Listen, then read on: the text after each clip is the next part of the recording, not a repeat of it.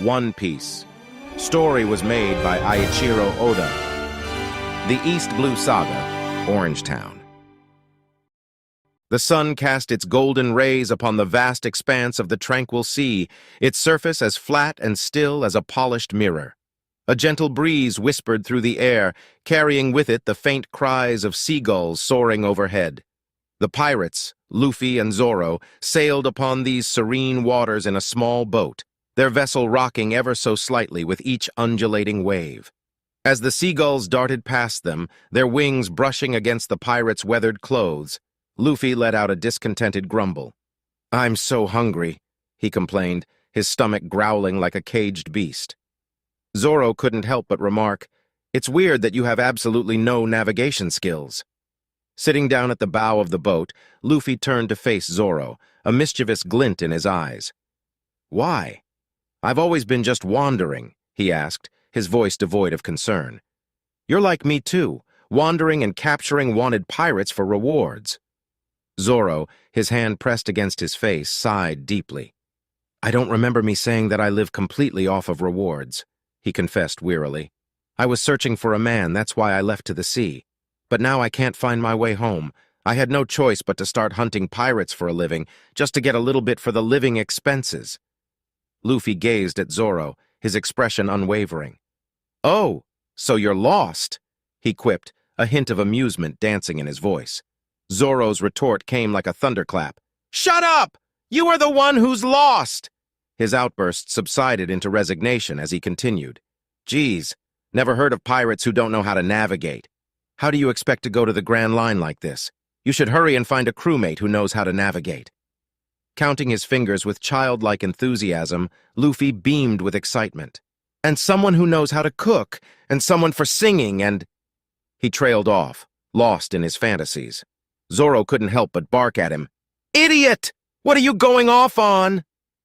Time passed, and the two pirates found themselves lying on their backs on the boat, their arms spread wide. Their hunger gnawed at them mercilessly, and their voices merged in a shared sentiment. "So hungry." As if in response to their desperate pleas, a bird flew from the azure sky, catching both Luffy's and Zoro's attention in the far distance. "Oh, a bird!" Zoro exclaimed, his eyes gleaming with hunger. Luffy, his gaze fixed upon the avian creature, added with a playful grin, "Looks pretty tasty." Driven by their ravenous appetites, a plan formed in Luffy's mind, he proclaimed to Zoro, "Let's eat that bird." Zoro, bemused yet skeptical, couldn't help but question, "How are you going to eat it?" Luffy, brimming with confidence, responded with pride, "I'll go get it. Watch my specialty." In a remarkable display of elasticity, he stretched both of his arms, gripping the top frame of the sail. "Gomu Gomu, no!" With his body coiled like a tightly wound spring, Luffy propelled himself with astonishing speed toward the unsuspecting bird, his cry of "Rocket!" echoing through the air. Zoro, gazing up at the sky, couldn't believe what he was witnessing, muttered, "Can't believe he thought of that." However, as Luffy closed in on his prey, the bird turned the tables, clamping its beak around his head and ensnaring him. Caught off guard by the creature's size and strength, Luffy found himself trapped. His voice pierced the sky as he screamed for Zoro's help. Realizing the dire situation, Zoro's frustration boiled over. "You idiot!" he bellowed, his voice laced with equal parts exasperation and concern. Rowing with all his might, he furiously propelled the boat, desperately attempting to reach his captured comrade. "What the heck are you doing, jeez?" he shouted. As the boat sliced through the gentle waves, Luffy's anguished cries gradually faded into the distance. The once serene sea became a battleground for the wandering pirates, their quest for food taking an unexpected turn. In the distance, 3 struggling castaways catch his attention. They desperately call out to him, their voices carrying over the water. "Hey, stop the boat! The boat over there! Stop!" Though he continues rowing, Zoro notices their plight and wonders aloud. "There are people in trouble here too?" A shout escapes his lips as he addresses the castaways. "I don't have the time to stop! You guys get on yourselves!" The castaways, on the verge of drowning, reply with a mixture of panic and disbelief. "You!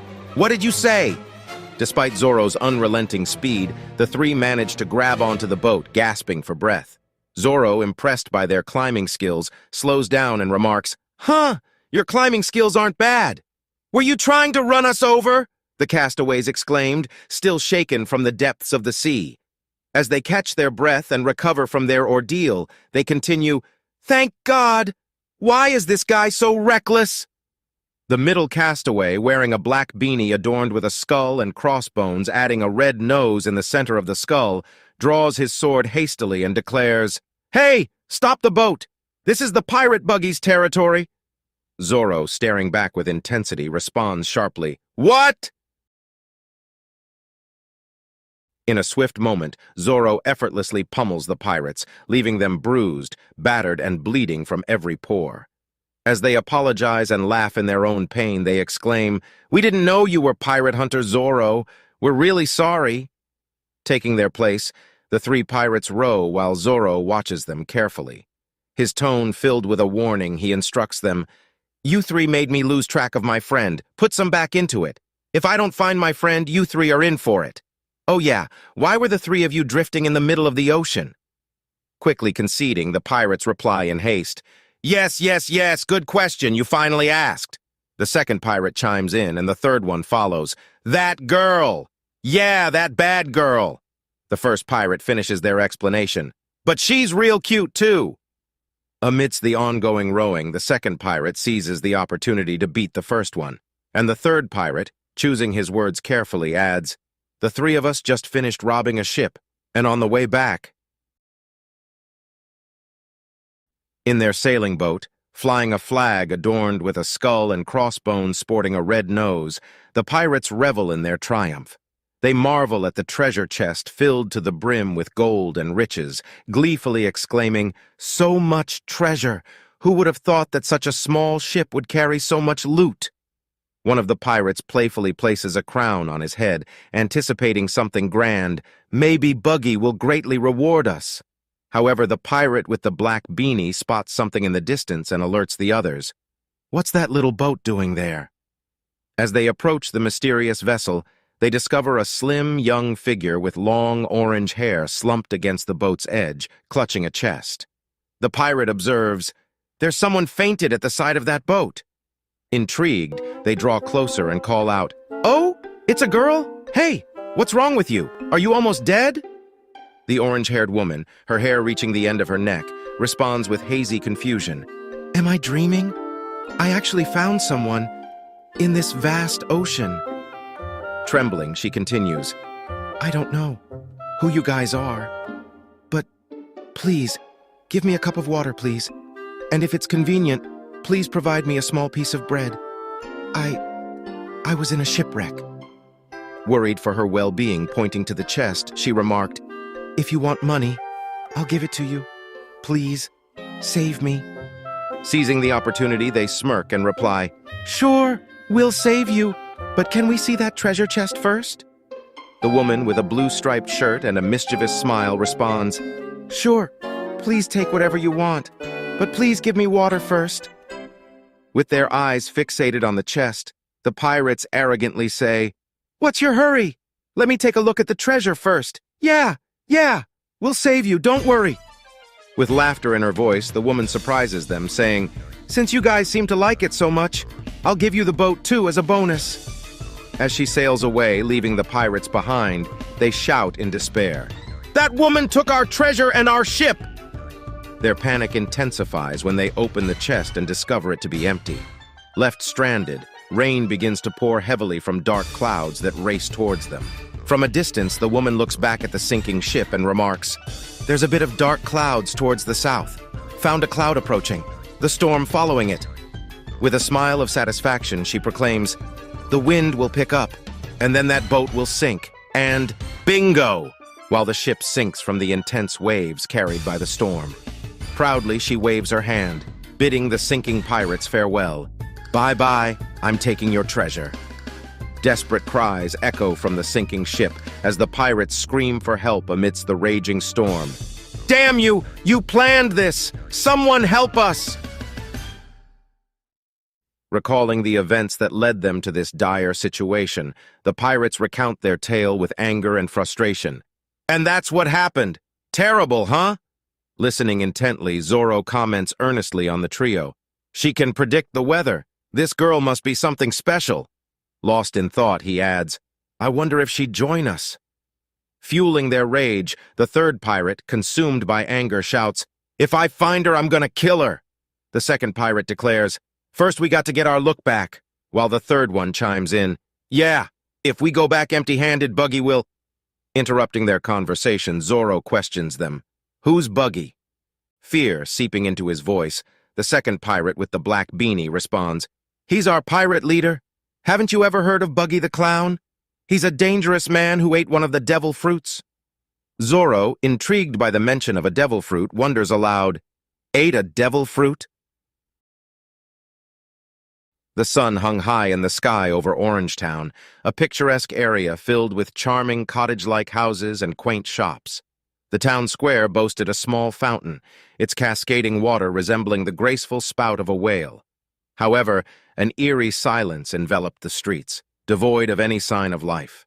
Amidst this serene setting, a massive ship loomed at the harbor. Its imposing presence commanded attention, cannons adorning every corner with the red and white stripes adorned around the ship's hull, giving it a distinct and foreboding appearance. At the prow, a figurehead caught the eye, a peculiar blend of a clown and an elephant, an oddity that added to the ship's mystique. In the heart of the vessel, beneath the towering main mast, a large red and white tent pillared directly onto of the main mast of the ship.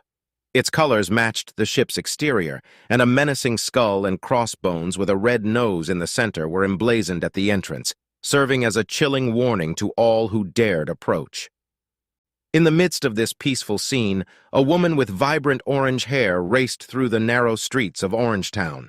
With fear on her face, she glanced over her shoulder and caught sight of her pursuers, a trio of formidable individuals known as the superhuman Domingos, who served under Buggy's rule. Breathless and determined, the orange-haired woman clutched a precious map tightly in her hand. It was the coveted navigation chart to the Grand Line, a treasure sought after by many. The Domingos' shouts echoed through the empty streets as they closed in on her, demanding the return of their stolen prize. "Stop! You can't run from us!" the Domingos bellowed, their voices filled with rage and desperation. "Thief! Give back our navigation map!" Gasping for air, the woman continued her desperate flight. "I finally have it! The navigation chart to the Grand Line!" she said to herself. Unyielding in their pursuit, the pirates' voices grew more frantic. "Damn! If we don't get that map back, we're dead! If we let the captain know what happened, we're gonna have an ugly death!" Meanwhile, in another corner of Orangetown, members of Buggy's crew frantically reported an alarming sight to their captain. "Reporting in, Captain Buggy, there's an unknown flying object in the air," they cried out. Buggy's attention was drawn to the peculiar bird soaring above, its wings slicing through the air with grace. However, the bird's beak held an unexpected captive, none other than Luffy, his body still tightly clenched within the bird's mouth. Seizing the opportunity, Buggy issued a command, his voice laced with a sinister undertone. "Use the cannon and shoot it down," he ordered. "Aye, Captain," one of Buggy's loyal crew members confirmed. With a deafening explosion, the cannon unleashed its destructive force, hitting the bird with unrelenting fury. The unexpected impact jolted Luffy free, sending him hurtling through the sky. Moments later, he crash-landed between the pursuing Domingos and the fleeing woman. Smoke billowed around him as Luffy emerged from the haze. "Why did they shoot me with the cannon? Damn it!" he muttered with frustration. The Domingos, wide-eyed and shocked by Luffy's survival, exclaimed in disbelief, "What the? He's alive!" Luffy, regaining his composure, clutched his iconic straw hat and proclaimed, "Huh, finally landed." Amidst the chaos, the woman who had been evading the pirates seized the opportunity in front of her. Impressed by Luffy's entrance and seeking a way out of her predicament, she approached him with a calculated smile. "Oh, boss, you're finally here. I've been waiting for you to save me. I'll leave everything to you," she exclaimed. The pirates, momentarily distracted, realized their quarry had slipped away once again. She ran off again. We don't have to chase that girl anymore. Her boss is still here, the Domingos declared, their swords now drawn. Luffy was completely confused. Suddenly, a member of Buggy's crew steps forward, a devious grin plastered across his face. "Am I right, boss?" the crew member bellows triumphantly, his voice echoing through the streets. "That map was Captain Buggy's treasure." With a swift and forceful punch, he strikes Luffy's head, knocking his beloved straw hat to the ground. Luffy's eyes widen in anger. Without a second thought, he retaliates, launching a powerful punch of his own. The crew member is sent sprawling to the floor, his cheek reddening with the impact. Breathing heavily, Luffy reaches down and snatches his fallen hat from the ground, clutching it tightly in his hand. With a protective voice, he declares, "Don't you dare mess up my hat." The commotion catches the attention of the other two superhuman Domingos. Worried about their comrade, they charge towards Luffy, their swords at the ready. But Luffy, fueled by his fury, effortlessly dispatches them one by one. With swift punches and nimble dodges, he overpowers his opponents, leaving them sprawled on the ground in defeat. As the dust settles, with a mischievous glint in her eyes, she reappears back into the scene. Hanging from the roof of a nearby building near him, her gaze is completely fixed on Luffy. "Wow!" she exclaims, her voice filled with genuine surprise. "You're really strong! You beat those guys with swords barehanded!" Perplexed by the unfolding events, Luffy gazed at the woman, his curiosity piqued. "Huh? Who are you anyway?" he asked. With a calm demeanor, the woman introduced herself. "I am a thief who only steals treasure from pirates. My name is Nami. Want to be partners?" she proposed. Luffy's eyes widened. "Only steal treasure from pirates?" he repeated, contemplating the proposition that had been presented to him. "Yeah, I'm a thief who steals from pirates," she repeated as the pirate thief continued. "If we team up, we could get a whole lot of money." But Luffy ignored her and walked away. "No way! I'm not interested in teaming up with you." Nami leapt off the roof and followed after him. "Hang on a second." Walking side by side, the thief questioned him. "So what's that hat? When you said they nearly damaged it, you got so mad. Is it expensive?" Luffy held on to his straw hat and said, "This is my treasure." Nami laughed at the motion. "Treasure? I wonder if there are any jewels inside it. Maybe it's a treasure map?" High above the town, on a large roof that overlooked the deserted streets, Captain Buggy reigned over his crew with an iron fist. His piercing gaze bore into his men as he questioned them with deadly intensity. "You still cannot catch the thief!" Buggy's voice thundered. In panic, one of his crew members tried to reason with the captain. We're in the middle of searching, Captain." Buggy's annoyance was palpable as he demanded answers, his voice echoing through the air. "How on earth did it get stolen so easily? You're talking about the Grand Line map, right? It got stolen?" Temporarily calming himself, Buggy's tone returned to its usual level, though the tension lingered. "We were going to go into the Grand Line soon, then go in and start our rampage." One of his subordinates, nervous and eager to explain their predicament, stepped forward. "Well, you see, boss, we lost it through a bit of a mistake. The cabinet where the map was in still had the key in its lock, and only the robber knows." Buggy's eyes widened as his voice turned dangerously sharp. "What did you say?" The poor pirate, beads of sweat forming on his forehead, hurriedly responded, "I said the robber knows." "What? Rubber nose?" Buggy snapped aggressively, his frustration reaching its peak, causing chairs, barrels, and axes to be hurled from the rooftop. With a menacing glare, Buggy pointed to his unmistakable big red nose, challenging the trembling pirate before him. "Does my nose look funny to you? Like a round nose?" The pirate, panic-stricken, desperately attempted to defend himself.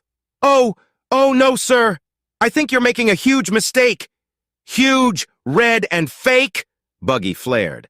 The pirate, worried, fell off his feet as his captain demanded, "Die a painful death!" Wait, Captain! I never said—" The pirate tried to reassure his captain. Ignoring the pirate's pleas, Buggy strode toward his throne, flanked by his loyal right-hand men. Taking his seat with a regal air, he issued a deadly question that hung heavy in the air. "Who am I?" As if responding to his unspoken command, an unseen force wrapped around the pirate's throat, lifting him off the ground. The man dangled helplessly, struggling to breathe. "Buggy! Captain!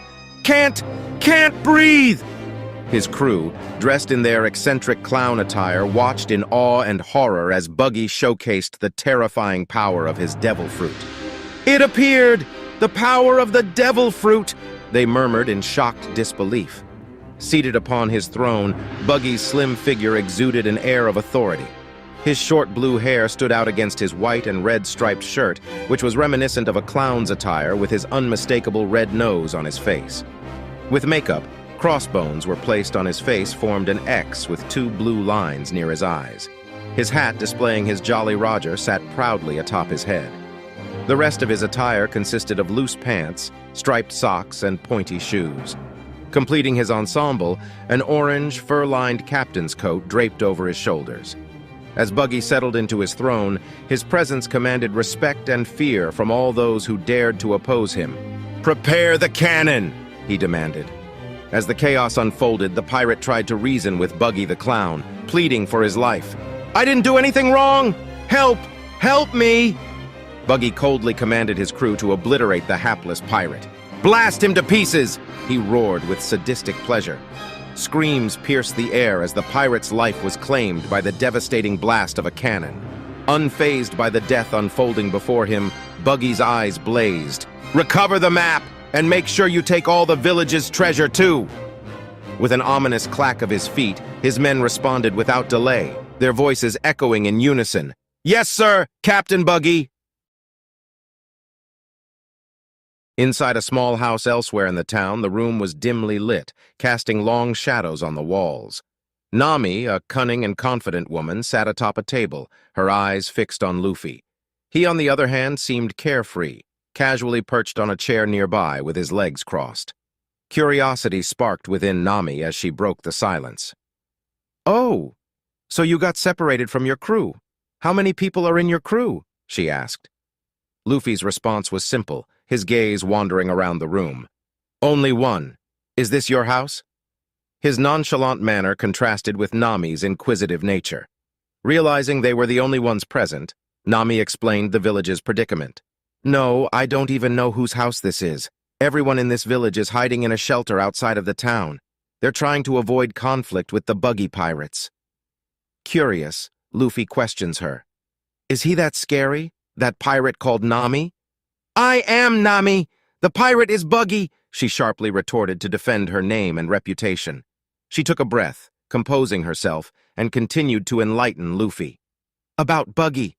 He's a famous pirate, known for his love of cannons. When a bunch of kids from a village where he once stayed made fun of his nose, he used a cannon to wipe out the whole village. And it's said that he's got a really strange power."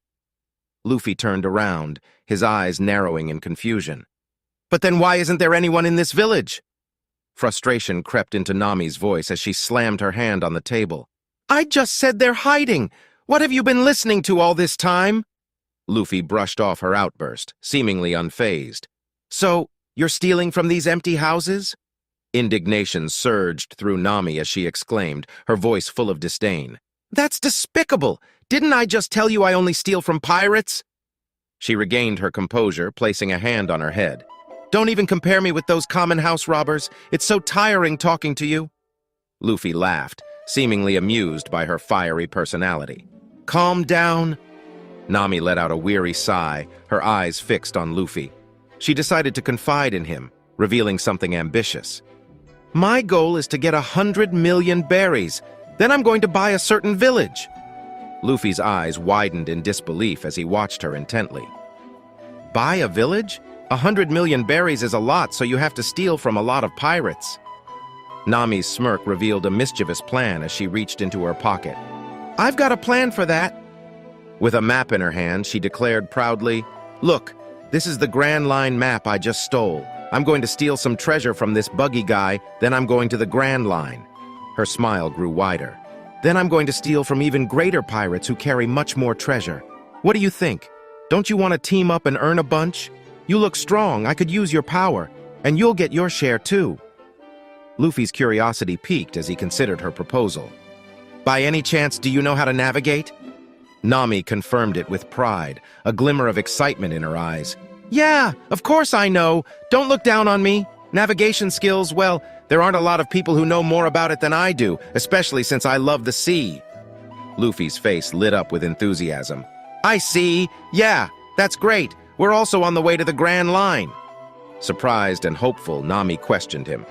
Really? Luffy nodded eagerly. Yeah, hey, you come join our crew as our navigator. Become a member of our pirate crew. No way! Nami's response was immediate.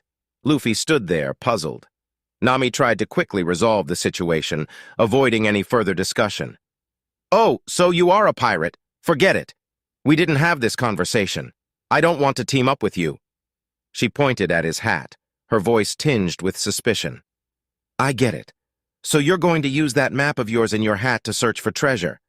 Protectively, Luffy placed his hand on his straw hat. I told you this isn't a treasure map, Nami challenged him skeptically. Yeah, right. Then what is it? Why call that stupid rag of a hat your treasure? Luffy removed his hat, revealing a warm smile as he gazed at it fondly. I got this hat ages ago from a friend. It's my precious treasure. I swore on this hat that I'd gather up a crew and become a pirate. Nami took a moment to process Luffy's words, her thoughts momentarily conflicting. Then she hopped off the table. Pirates this, pirates that. People these days. The things I hate most in this world are pirates, but I love money and oranges. Glancing back at Luffy, she quietly pondered. Damn it, is he just a stupid, useless pirate? He doesn't look like he's got anything to steal, plus he doesn't seem like much help. Hey, come on, be our navigator, Luffy said, breaking Nami's train of thought. I said no already, she barked back. Then a devious smile formed on her lips as an idea crossed her mind. Well, it looks like you're in a fix, so I'll consider it under one condition. Luffy lit up with anticipation. Really? Yeah, I guess I am kind of screwed, so what are the terms? She pointed out her condition with a sly grin. Go with me to where Buggy is, that's all I want you to do. With joy radiating from him, Luffy hopped out of his chair and headed for the door. Okay, let's go. Where's Buggy anyway? Caught off guard by his sudden enthusiasm, Nami scrambled to catch up with him. Hang on a second, I've got one more thing to prepare. She grabbed a length of rope on the way out. With curiosity, Luffy questioned her. What's that rope for? Nami responded with a playful smile. It's just a rope. You got a problem? As they walked together, she mused to herself, as if I'd ever become a pirate. Guiding Luffy down the street, Nami pointed towards their destination. Just at the end of this road, the bar where the pirates are staying is over there. But then, what do you plan on doing there? Luffy said. Seizing the opportunity, Nami replied mysteriously.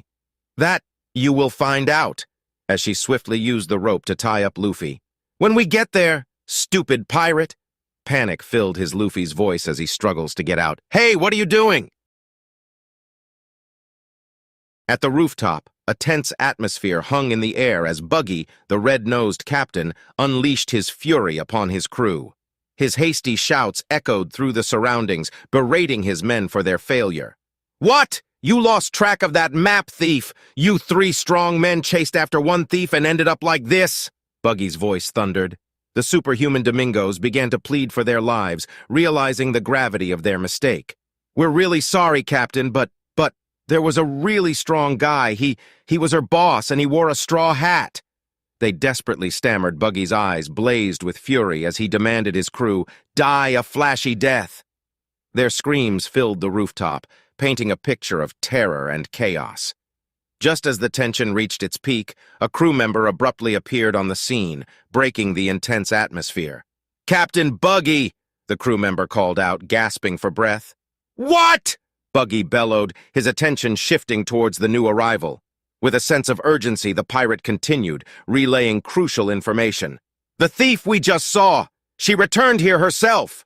Okay, bring her in! Buggy's demand, however, it was also followed by surprise. What?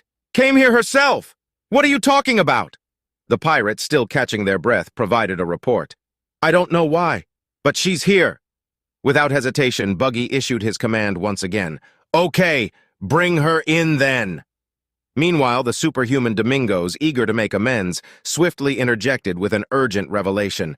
This guy! It's this guy, Captain! That's her boss who fell from the sky! In front of the red-nosed captain, Nami dropped Luffy, bound and helpless.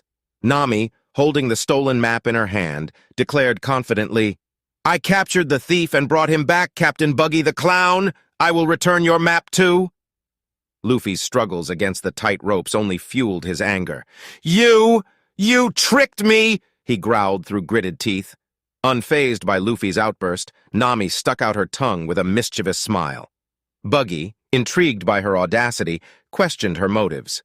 I see, you're obediently returning the map to me, but why are you doing this? With a smile, she revealed. I had a fight with my boss. I've had enough of him. Let me join the Buggy crew. Surprised by her request, it took a moment for Buggy to process the unexpected turn of events. However, soon enough, laughter erupted from his throat. So you're fed up with him? You're a pretty amusing girl. Okay, I'll let you join as part of my crew. Amidst the jubilation of her successful ploy, Nami thought to herself, Success! Now I'll just steal Buggy's treasure and Grand Line map, then get out of this village. Moments later, thrown into a cubicle cage, Luffy found himself imprisoned, its steel bars trapping him. His disdain for Nami's presence was clear.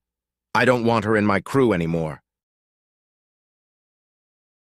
At the harbor of the town, Zoro arrived with the pirates he encountered during his journey. They proudly announced their arrival to their master.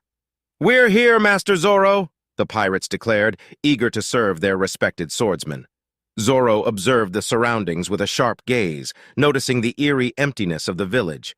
Perplexed, he voiced his concern. What's this? The village is empty? I don't see anyone around. The pirates nodded in agreement, acknowledging the peculiar situation. One of them stepped forward, revealing what happened.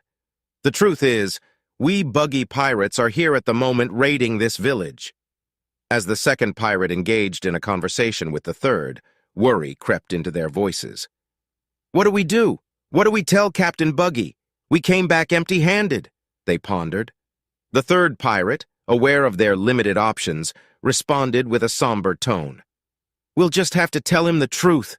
We've no other choice, since that bitch will be out somewhere at sea by now. Feeling the weight of the situation, Zoro's hands instinctively gripped his swords. As he made a decision, he declared, I better meet this Buggy guy then, 'cause I might be able to gather some information about Luffy. The Buggy pirates, perched atop the village's bar known as Drinker's Pub, erupted with joy and revelry. Buggy, their captain, raised his voice to his men, his face beaming with delight.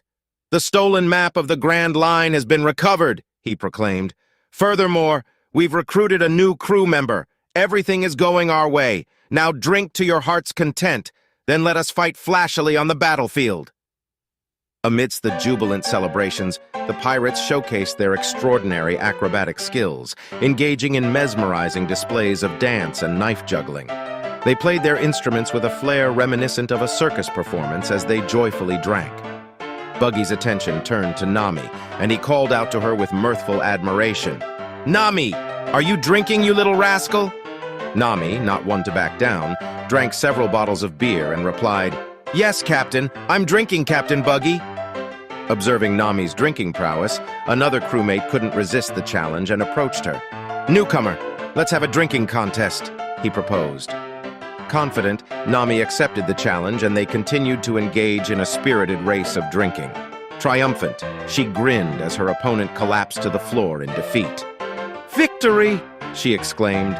In that moment, she thought to herself, my drinking capacity is endless. If they continue drinking like this, stealing their treasure will be easier than I thought. Pirates are so simple-minded. They're easy to fool. In the background, Luffy, still bound within the cage, observed the lively scene with a longing gaze. That looks like fun, he murmured, expressing his desire to join in the revelry. That's why a pirate's life is so great, he added, clenching the steel bars between his teeth. Nami, hearing Luffy's yearning, knelt down to his level and playfully taunted him. How's it going, boss? She teased. Oh, shut up and let me out. I'm hungry too. Give me something to eat, Luffy retorted, his voice muffled by the bars. However, Nami ended up feeding Luffy, leading him to express genuine interest. "You're a nice person," he remarked, contemplating her character. "I guess I'll let you join my crew." "I don't want to, you idiot!" Nami vehemently shouted, refusing the offer. Yet she couldn't help but reveal her true concerns to Luffy. "Don't you even see what situation you're in?" she cautioned. "You're more likely to be sold off by these pirates. Don't worry, 'cause if my plans work smoothly, I'll open the cage's lock and help you run away, since I have nothing against you." Luffy, unfazed by the danger, simply responded, "Then open it now." Before Nami could act, Buggy suddenly appeared behind her, his laughter echoing his amusement. "You've got yourself a pretty good follower there, thief boss," he exclaimed. Luffy looked up at Buggy. "What are you talking about? She's not my follower," he stated matter-of-factly. The red-nosed captain grinned mischievously. Yes, I know what you mean. She betrayed you after all," he quipped, clutching his beer tightly. "Even though I got my map back, it's still a terrible crime to steal from this man here. Your fate has been chosen for you." Perplexed, Luffy responded, hope gleaming in his eyes. "Oh, you gonna let me go?" Buggy's laughter rang out once more. "Yeah, I'm letting you go. You think I'm that stupid?" he taunted. "Boys, prepare the Buggy special cannonball," Buggy commanded with enthusiasm. The crew members assembled the cannon, an emblem of Buggy's power, while chanting their praises. "The Buggy special cannonball is ready, Captain." With the cannonball securely in place, Buggy bellowed, "All right, show them its power!" The crew aimed the cannon towards a nearby house from their perch on the rooftop.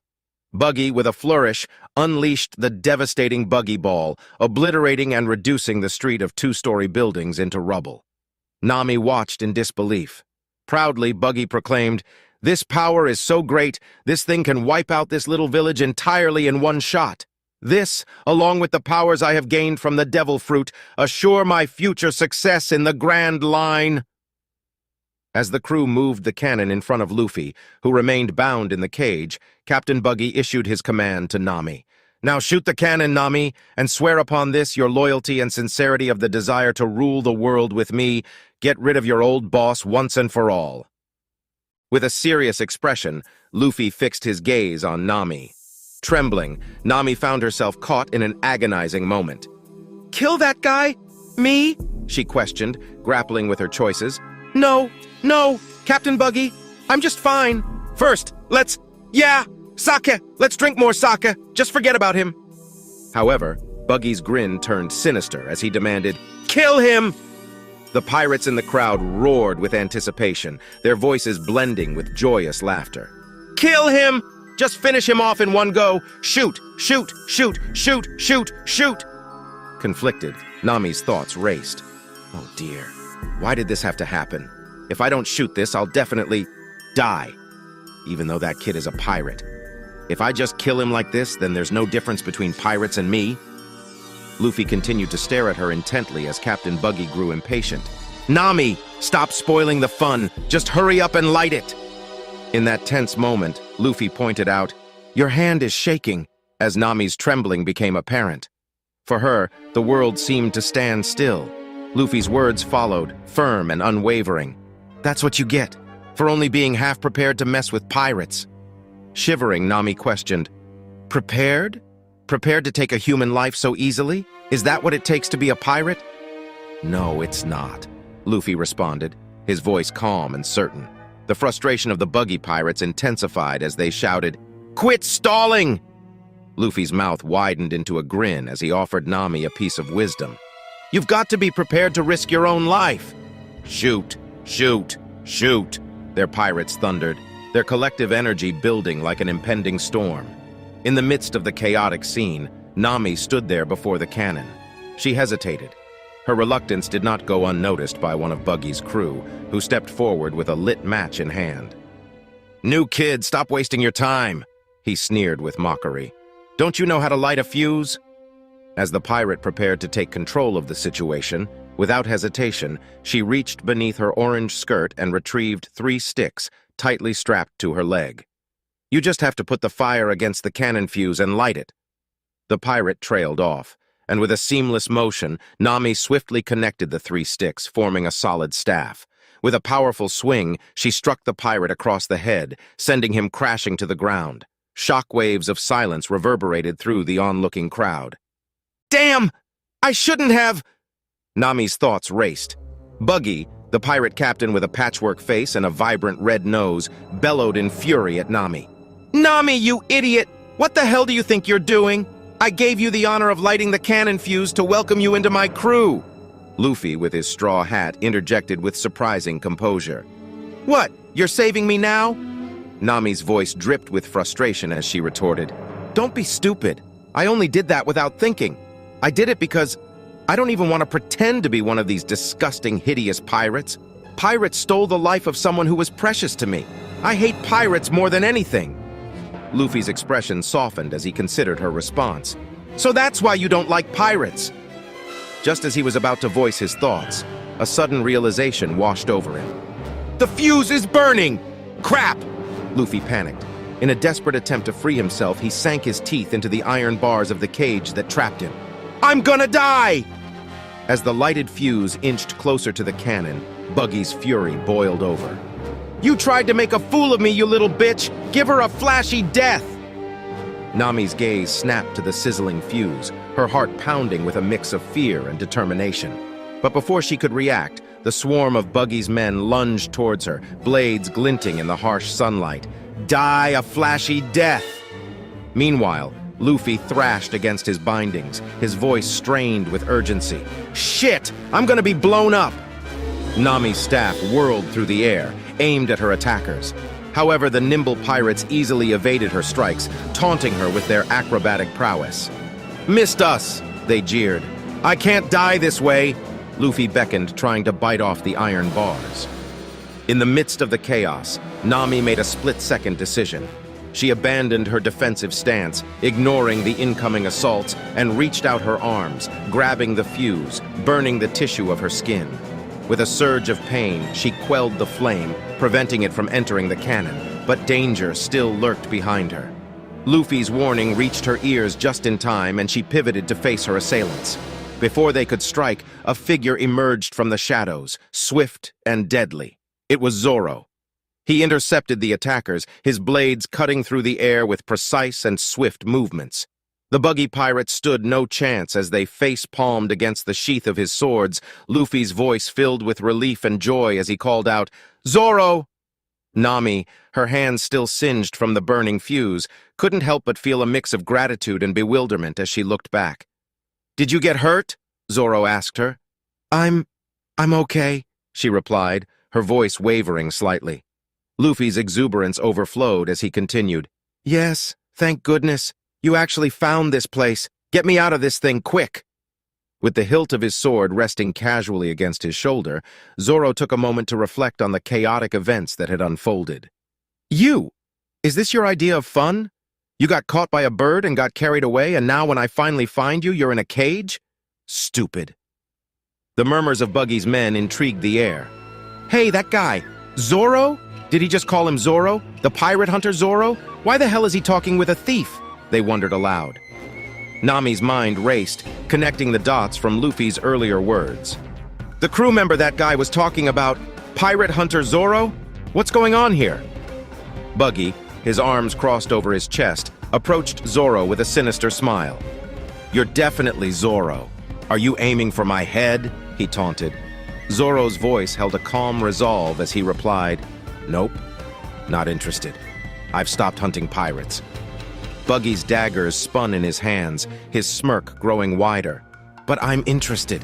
If I kill you, my name will become more famous." Unfazed, Zoro maintained his stance. "If you don't want to die, then just leave me alone." Buggy's crew erupted into cheers, goading their captain. "Oh, kill him, Captain! Send Zoro off!" Buggy readied himself for the impending clash.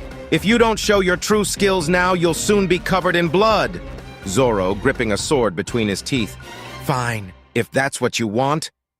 In a flash of steel and brute force, Zoro struck with a precision that left Buggy dismembered. His arm, chest, and leg were severed clean off, scattering into scattered pieces. Luffy comments, "That guy's so weak," while Nami just watched the sheer ferocity of Zoro's brutality in shock. Despite seeing their captain scattered on the floor, Buggy's crew burst into laughter, their mirth echoing eerily across the battlefield. Zoro, triumphant, stood amidst the carnage, clutching all three of his swords. His eyes shifted towards the fallen captain as he muttered, "He died really easily." However, his attention was quickly drawn to the unsettling laughter that filled the air, emanating from the remaining Buggy pirates. Luffy, trapped inside a cage, called out urgently to Zoro, "Hey, Zoro, hurry and get me out of this thing." Zoro acknowledged his captain's plea and confirmed as he fixated his gaze on the steel cage. Nami, curious and puzzled, pondered to herself, "What's with those pirates? Their captain died, but they're laughing." Inspecting the cage that's holding Luffy captive, Zoro realized the predicament they were in. "This thing won't open without a key. I can't slice through these iron bars," he informed his captain. Luffy, tied up, responded, "I see." As Zoro tried to free Luffy from his cage, the laughter of the Buggy pirates persisted, fueling Zoro's curiosity. "What is so funny? Just give us the key. I don't want to fight you guys," Zoro demanded. Meanwhile, Luffy examined the surroundings, his expression growing more bewildered. "They're pretty weird," he murmured. Suddenly, Zoro's focus shattered as an intense pain pierced his side. He staggered, coughing up blood as he witnessed a floating hand impaling him with a dagger. Luffy, caught off guard, called out in shock, while Nami questioned the origin of the mysterious hand. "Damn it! What the hell is it?" Zoro exclaimed, clutching his wound. He turned around, his gaze fixated on the extraordinary sight before him. The hand is floating in the air," he managed to utter, trying to contain the agony. Buggy, emerging from the shadows, floated menacingly behind Zoro, reveling in his abilities. "The chop-chop fruit," he declared proudly, merging his dismembered body parts back together effortlessly. "That's the name of the devil fruit that I ate. No matter how you try to slice me up, you can't because I'm a splitting man." He stuck his body back together. "I thought that the devil fruits were just a myth," Nami said in astonishment. As Zoro faced the formidable foe, Luffy analyzed the situation. "A splitting man, that guy's a monster," he concluded despite being a rubber man. Buggy, grinning wickedly, taunted Zoro.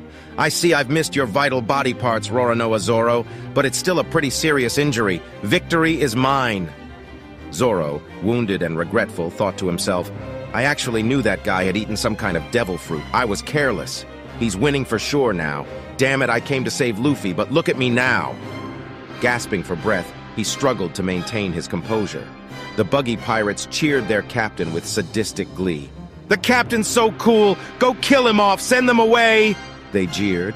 Nami, realizing the gravity of the situation, panicked internally. "This is dangerous! The situation's reversed," she silently lamented. "If I just stand here like an idiot, I'll be killed along with those two."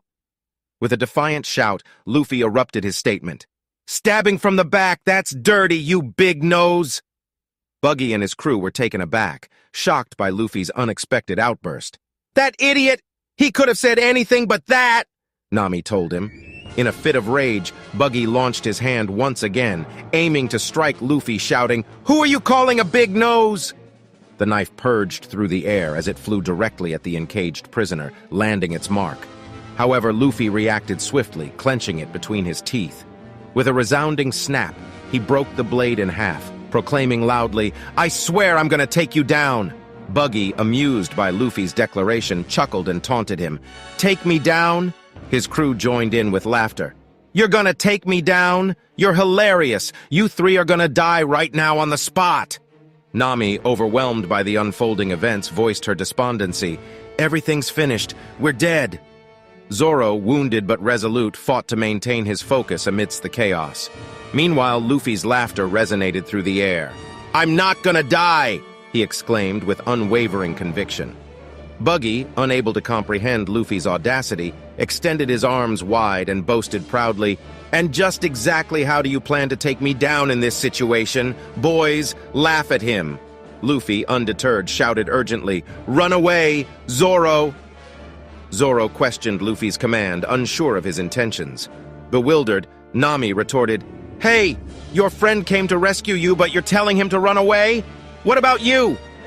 Zoro, understanding Luffy's plan, exchanged a brief glance with his captain, a content smile forming on his lips. While Nami grappled with her uncertainty, panic taking hold, she desperately searched for an escape plan. "Oh no! I have no idea what's going on. This is why I hate pirates. I have to think up some way to escape myself," she frantically thought to herself. "Stupid idiot! You think I'm going to let you go, Roronoa Zoro?" Buggy's voice echoed with malicious delight. With his devil fruit abilities, he disassembled his arms and hurled them towards Zoro, each holding a wickedly sharp knife. "Bara bara no cannon!" he bellowed, launching his daggers at Zoro with deadly precision. The clash of metal reverberated through the air as Zoro's katanas collided with Buggy's knives, striking at him relentlessly. Every twist and turn only brought him closer to the clutches of his adversaries. Amidst the merciless onslaught, Buggy's men taunted and jeered at Zoro, cruelly mocking his futile attempt to run away from Captain Buggy. Amidst the chaos, Zoro runs towards a cannon nearby and seizes the opportunity.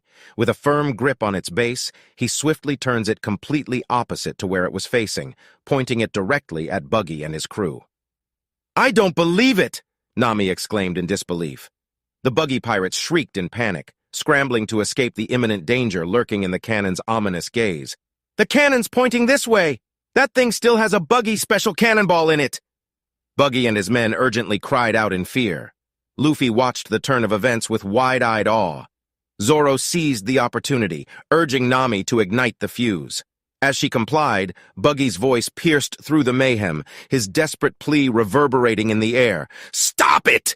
Duck!" he screamed, but it was too late. The cannon roared to life, unleashing its destructive force upon the Buggy pirates. The blast tore through the rooftop, leaving a trail of devastation in its wake. Amidst the smoke and debris, Zoro saw his chance for escape. He turned to Nami. "This is a good time to go. Who are you anyway?" he curiously inquired. Through the haze of the aftermath, Nami watched the dissipating smoke. I'm a thief," she murmured, her voice barely audible. Wearing a wide grin, Luffy cheerfully interjected, affirming her role. "She's our navigator," he declared. Nami vehemently denied Luffy's statement, her shout cutting through the tension. "You're an idiot, aren't you? You're still on about that? If you've got time to say things like that, then how about thinking of a way to get out of that cage?" she scolded him. Optimistic, Luffy responded with a mischievous gleam in his eyes. "Hey, that's a good idea. I'll do that," he chirped. Nami looked down at him, her gaze filled with concern. Meanwhile, Zoro interjected with a calm demeanor. "No, it's okay. You just stay in the cage," he assured Luffy. Battered and bruised from the explosive power of the Buggy special cannonball, Captain Buggy coughed as he demanded retribution. "Damn it, I'm not gonna let them escape," he growled fiercely. With most of Buggy's crew incapacitated, Zoro summoned all his remaining strength to lift the steel cage imprisoning Luffy. Yet his actions were not without consequence. Blood splattered against the cage's surface, causing it to pour continuously to the ground. Concerned, Luffy called out to Zoro, his voice filled with worry. "Hey, Zoro, it's okay. Your stomach is gonna pop out if you do this," he warned. But Zoro, driven by an unwavering resolve, disregarded Luffy's cautionary words. "If it wants to pop out, then let it," he affirmed with steely determination. He held the cage over his shoulder, blood seeping from his side. "Don't tell me what to do. I'll do it my way," he declared. "Don't butt in by saying anything," he added, his frustration palpable. Meanwhile, Nami observed the unfolding spectacle in awe. "Why is he doing such things? And he's just a pirate," she pondered in disbelief. Seizing the opportunity, they all made their escape, knowing that Buggy would soon recover from his injuries. As the smoke cleared, Buggy's crew, disoriented and dazed, slowly regained their bearings on the rooftop. Filled with fury, Captain Buggy bellowed, "Where did those three go?" he thundered. His crew, desperate to find any trace of their escaped captives, responded with a mix of astonishment and dismay. "They're gone, Captain! Zoro! Nami! Even the cage!" they reported, their voices filled with disbelief. Buggy's face twisted with rage as he refused to accept the reality before him. "No way!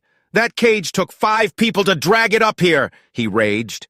His men, scanning the surroundings, delivered the next blow.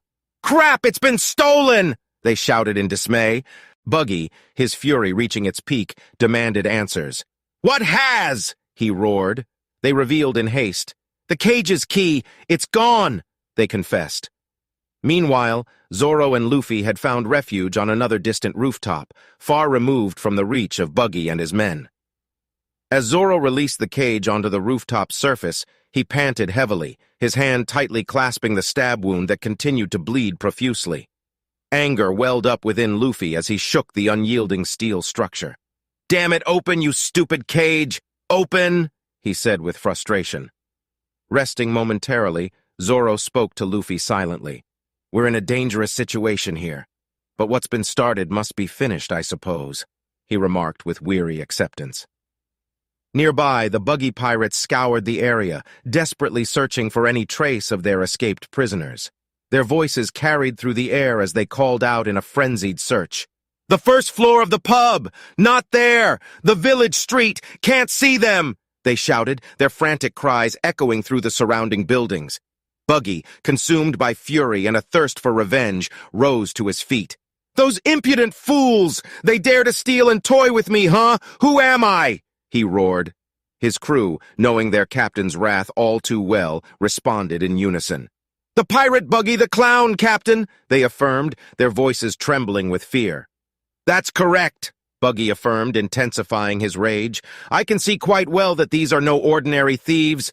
Of course you realize this means war."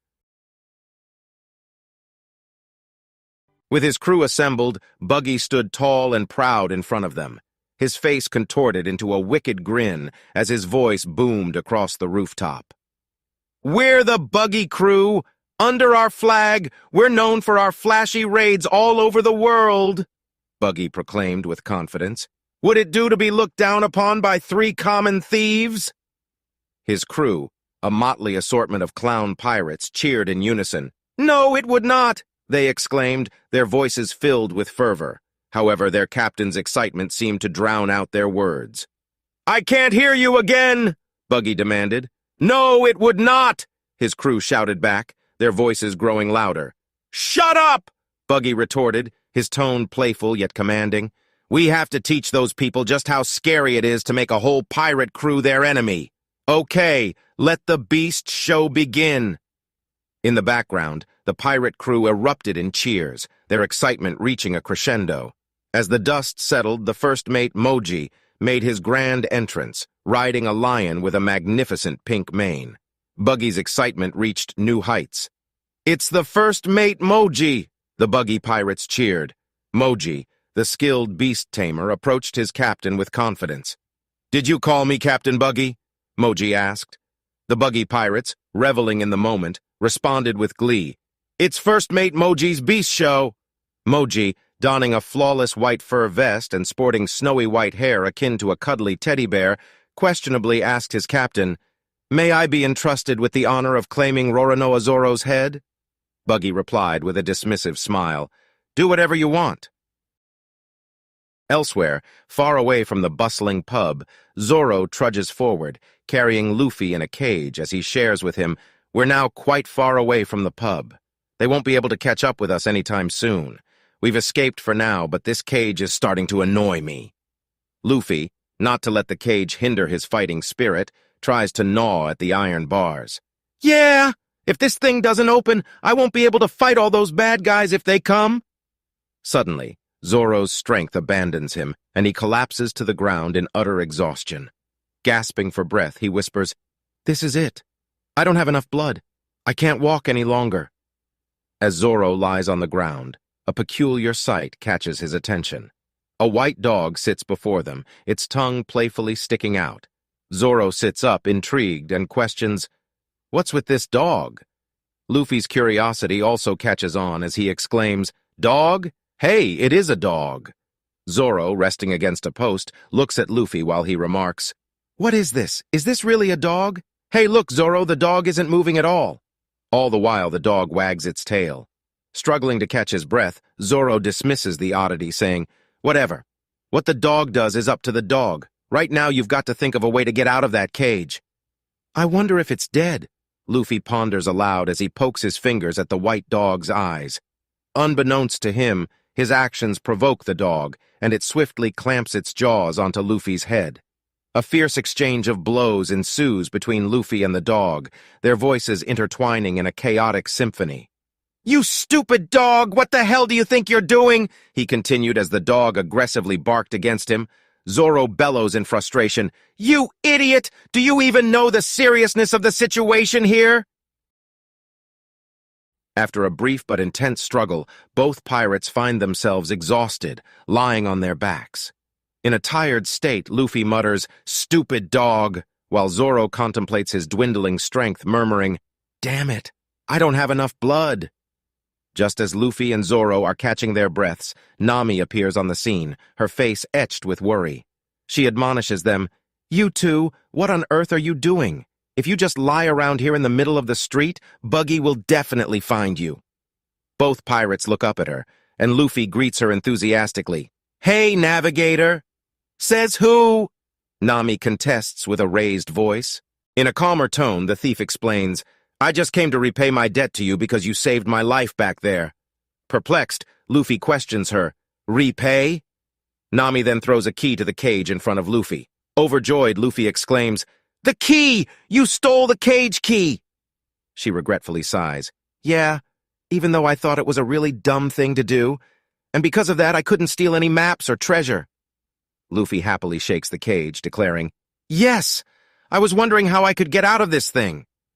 Zoro looks back at Luffy and comments, "So the trouble we took running away paid off in the end."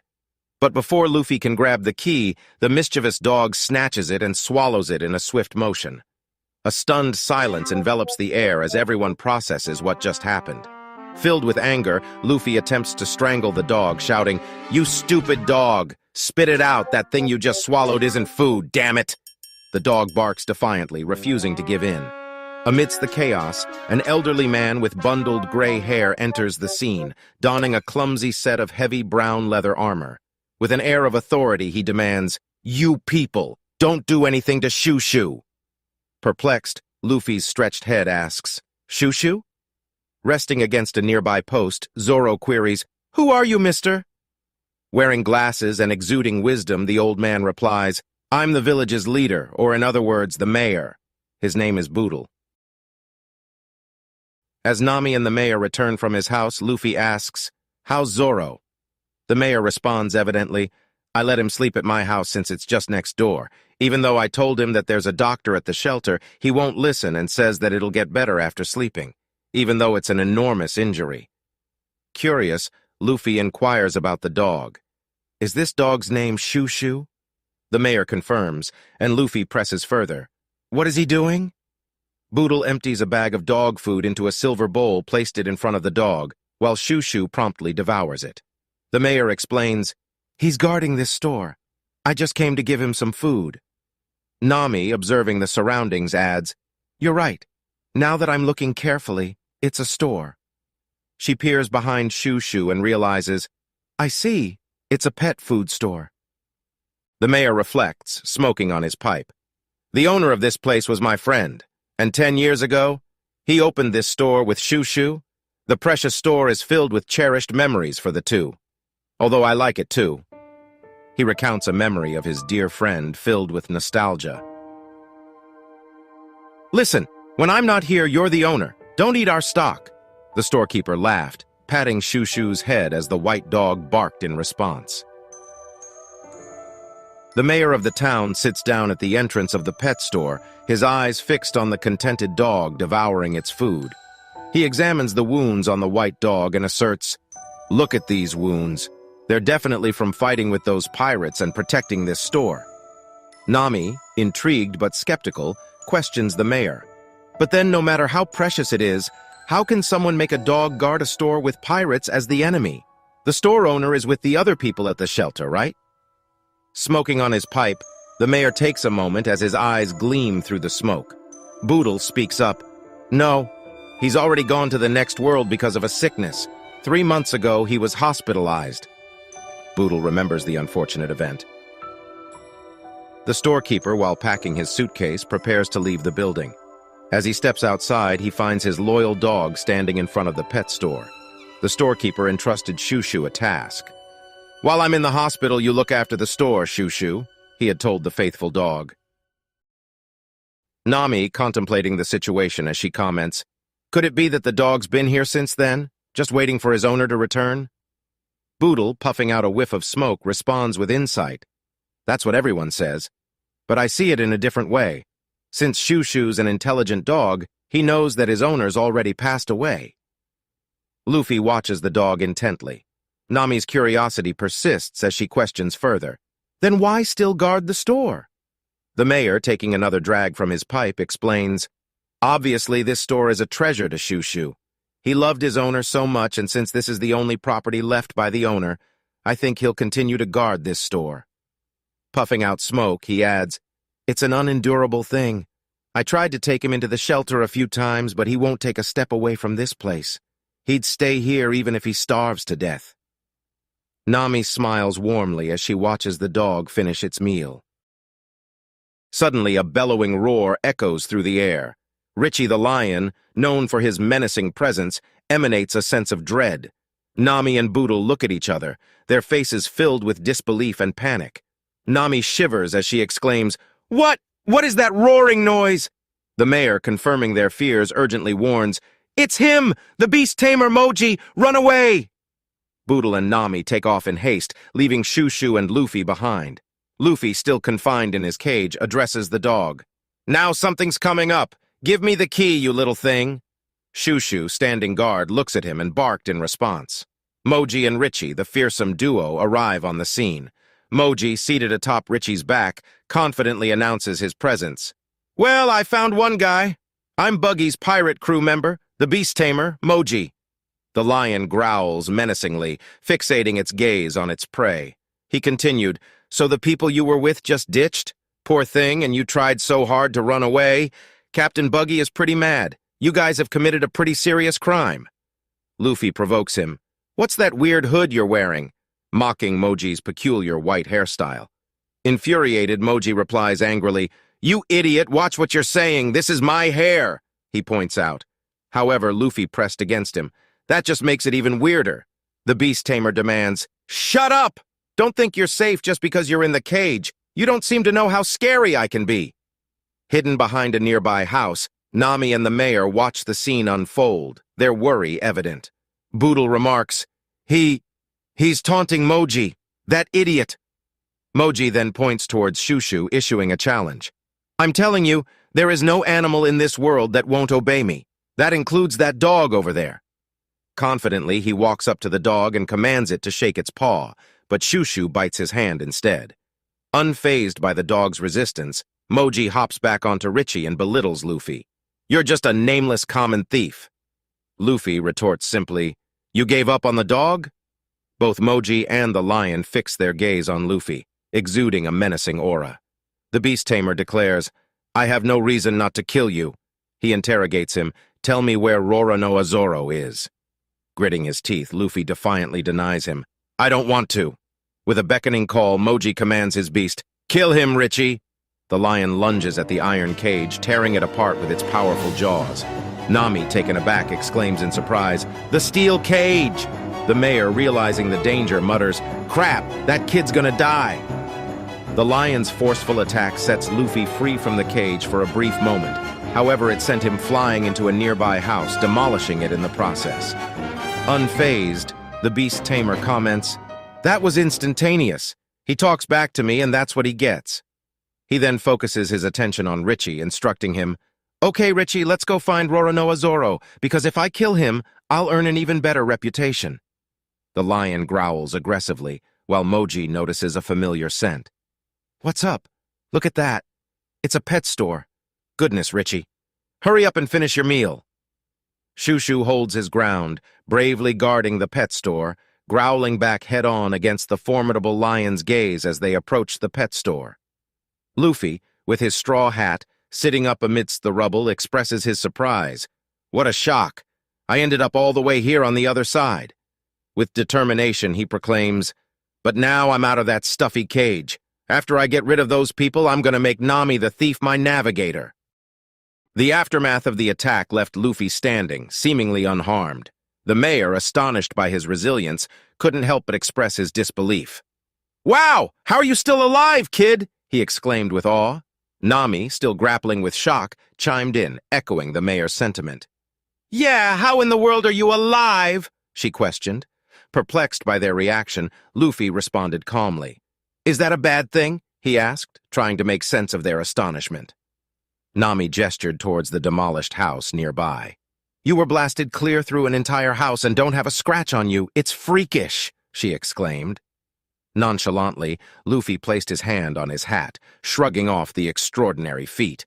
"I'm fine with that," he replied. The old man couldn't contain his curiosity any longer. "Why are you even here, anyway? What's your connection to those pirates?" he inquired. Without missing a beat, Luffy replied with a wide grin. "If you need a reason, I just came up with one," he declared. "I want that map to the Grand Line and a navigator," he stated. As the conversation unfolded, the dog stationed nearby began to bark vehemently, sensing danger. The dog's barking intensified as Richie, accompanied by Moji, inched closer to the pet shop. Moji, intrigued by the dog's protective behavior, the beast tamer turned to Shushu, seeking an explanation. "What's with the dog? Is it trying to keep us from entering that store?" he asked curiously. The dog continued barking, holding its ground against the approaching intruders. The beast tamer, growing annoyed, commented, "Don't tell me that you're a guard dog for this tiny little shop," he sneered with skepticism. As the tension mounted, the lion growled menacingly, challenging the dog's defiance. However, the barks grew louder, trying to defend his beloved home. In a swift motion, the pink-maned lion swatted its massive paw at Shushu, leaving a bloody bruise on the dog's face and sending it tumbling away. Shushu fought against the force, managing to halt his slide, and growled in rage, furious at the unfairness of the situation. Meanwhile, Moji and Richie reached the porch of the shop, triumphantly crossing the dog's boundary. But as the dog continued barking, it recalled memories of its time spent together with its master, the one who had entrusted it with guarding the shop. "Look, Shushu, it's finished," the storekeeper had once praised. "Starting today, let's work together to make this pet food shop a success," he had proposed, his words filled with hope. Shushu had acknowledged his master's trust and made a promise to protect their shared dream. Now, with a sudden leap, Shushu raced towards Richie, clenching its teeth onto the lion's leg. However, the lion looked at the dog with disgust and threw it against the window, shattering the glass. The memories of Shushu's unwavering loyalty flooded back as the dog refused to back down, holding onto its treasured memories. Amidst the chaos and fierce battle, Shushu's mind wandered back to moments shared with his master. He remembered conversations they had while bathing together, the storekeeper's words of encouragement during slow sales, and their playful banter about eating dog food. Sitting down with his master, his loyal and casual-dressed friend Boodle approached. Sensing his companion's hardship, Boodle made a compassionate offer. "Looks like you have it rough. All right, I'll eat it. Sell it to me," he said, displaying a camaraderie that only true friends share. Shushu and his master laughed together with amusement. "I guess if you look like a dog, you might as well eat dog food, Chief." Boodle's attempt at sympathy didn't go unnoticed as the mayor jokingly scolded him. "I was trying to give you a little sympathy, idiot," revealing their close-knit friendship. On the balcony above, Richie and Moji tried to approach the entrance, only to be met with Shushu's unwavering resistance. Bloodied and beaten, the white dog stood firm, his fangs bared in defiance. Even in the face of defeat, Shushu refused to surrender, holding on to his treasure and the memories of his owner. Moji, impressed by the dog's indomitable willpower, couldn't help but comment on it. "Oh, brave, he's still standing his ground. What, is your favorite food in there?" he asked mockingly. Shushu's mind wandered once again, back to the cherished moments spent with his master. Memories of their triumphs and struggles filled his thoughts. The joy of selling pet food, the scolding for devouring the merchandise, the pride and joy his master took in him. And above all, he remembered the promise made, his master entrusting him with the responsibility of the shop while he was hospitalized. Fueled by his treasure, Shushu barked defiantly, leaping forward to engage the frustrated lion in battle once again, refusing to let his owner's legacy be forgotten. Luffy, having concluded his conversation with the mayor, decided, "I'm going to go check on Zoro. I think that weird costume guy was looking for him," he casually said. The mayor, realizing the peril that awaited him, urgently warned Luffy to stop. "Stop, you fool! That lion will eat you for sure this time!" he shouted, his voice filled with concern and fear. As the lion tightened its grip on a bag of pet food, Moji inspected his hand, blood oozing from the teeth marks left by Shushu's bite. Anger painted his face as he complained about the audacity of the shopkeeper for leaving a guard dog to thwart their progress. "That damn dog bit me! Look at this! I'm bleeding! The shopkeeper sure has some nerve, leaving a guard dog to stop me," he grumbled as they both walked off. As Luffy approached the pet store ready for an attack, shock washed over him as he beheld the sight before him. The once vibrant and lively shop was now engulfed in raging flames, reducing it to a pile of ash. Shushu, devastated by the loss of his greatest treasure, howled in tears, watching as the fire burned brightly before him with the memory of his beloved master haunting his every cry. The pet store, his promised heartfelt treasure, is now reduced to a wall of flames. Recalling how the white dog honors his master, Luffy watches Shushu as it cries helplessly against the inferno. The sun cast long shadows as Moji and his loyal lion Richie walked away from the store. Their casual stroll was interrupted when they came face to face with a familiar figure standing defiantly in their path. It was Luffy, his arms folded across his chest, radiating confidence. Moji, driven by murderous intent, couldn't contain his surprise. "Hey, it's you? But didn't I already kill you?" he proclaimed with arrogance. Luffy responded calmly, "You can't kill me that easily. I'm a rubber man after all." The beast tamer scoffed at Luffy's claim, mocking his supposed luck. "Rubber man?" he sneered. "Now you've got quite some luck, I'll give you that. But I think you must have hit your head. I mean, you're talking nonsense." With a swift motion, Moji leaped off Richie's back and commanded the lion to attack. "Showing your face here again was a huge mistake!" His voice filled with rage. "Chomp his head off!" But Luffy, bracing himself, countered Moji's threat. He twisted both of his hands in a spiral as if forming a spring. "You think a puny lion can kill me?" he challenged, a mischievous grin forming on his face. Moji's eyes widened in disbelief as Luffy's hands grasped the edges of Richie's majestic mane. "What? What the? His hands!" Moji yelled. Luffy's voice boomed as the lion spun in circles. "Gomu Gomu no!" he yelled. His words trailed off as he leaned forward, slamming Richie onto the ground with a powerful blow. "Hammer!" As Richie crashed to the ground, Moji's world shattered. "Richie? What? Just what? The hell are you?" he cried out, his voice filled with a mix of horror and confusion. Luffy revealed. "I ate the rubber fruit when I was a kid," he explained. Moji, trembling with fear, realized the gravity of the situation. "The rubber fruit? Then you have a devil fruit power just like Captain Buggy." Panicked, Moji offered anything and everything to save himself. "Oh, okay, I'll give you as much treasure as you want. Please forgive me. I'm sorry," he desperately pleaded. But Luffy, with a burning hatred in his eyes, knew that no amount of treasure could undo the past. "There's no more need to apologize," he declared, his voice cold. "Nothing you can possibly do will bring that dog's treasure back now. I came back here to kick your ass." Quickly stretching his arm, Luffy seized Moji's white fur coat. "Learn your lesson," he declared, his arm retracting back towards him with the beast tamer. "Stop!" Moji bellowed, his cries falling on deaf ears. Luffy's right hook connected with devastating force, smashing Moji's head into the unforgiving ground.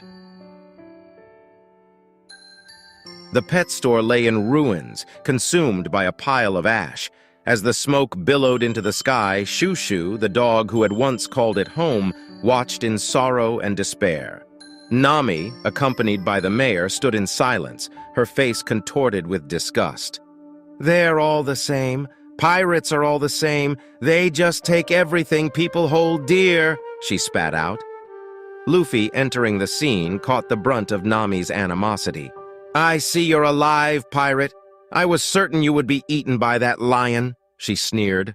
Boodle, unable to remain silent, interjected, Hey, how can you say that? But Nami, fueled by her hatred for pirates, refused to back down. She was about to confront Luffy when the mayor stepped in, holding her tightly, preventing her from striking out. I'll kill you here and now before you get the chance to gather crewmates and attack towns like this one, Nami hastily yelled, her voice filled with a seething rage. The mayor, desperate to restore order, intervened. Hey, stop it, girl, he pleaded, his words falling on deaf ears. Luffy, observing her for a brief moment, retorted, As if you could beat me. Pissed off, Nami's voice thundered, What? Let's find out, shall we? Boodle, trying to calm the situation, pleaded, Would you two cut it out already? Undeterred, Luffy walked away from the commotion. Luffy approached Shushu. He placed a bag of pet food promptly in front of the white dog. Nami watched with surprise, her anger momentarily quelled.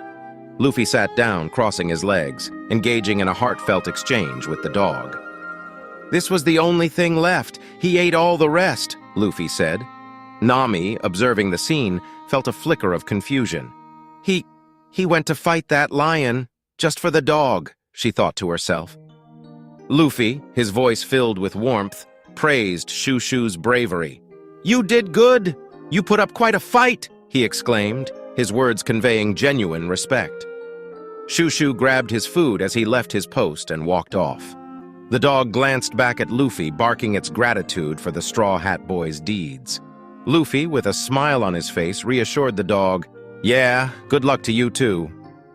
Nami, still grappling with her conflicting emotions, couldn't help but wonder why Luffy acted in such an unexpected manner, defying the stereotypes of a typical pirate. On top of the pub, Buggy, the eccentric captain of a crew of misfits, questioned the unbelievable news. Moji was defeated, he exclaimed. His crew, echoing his shock, confirmed the news.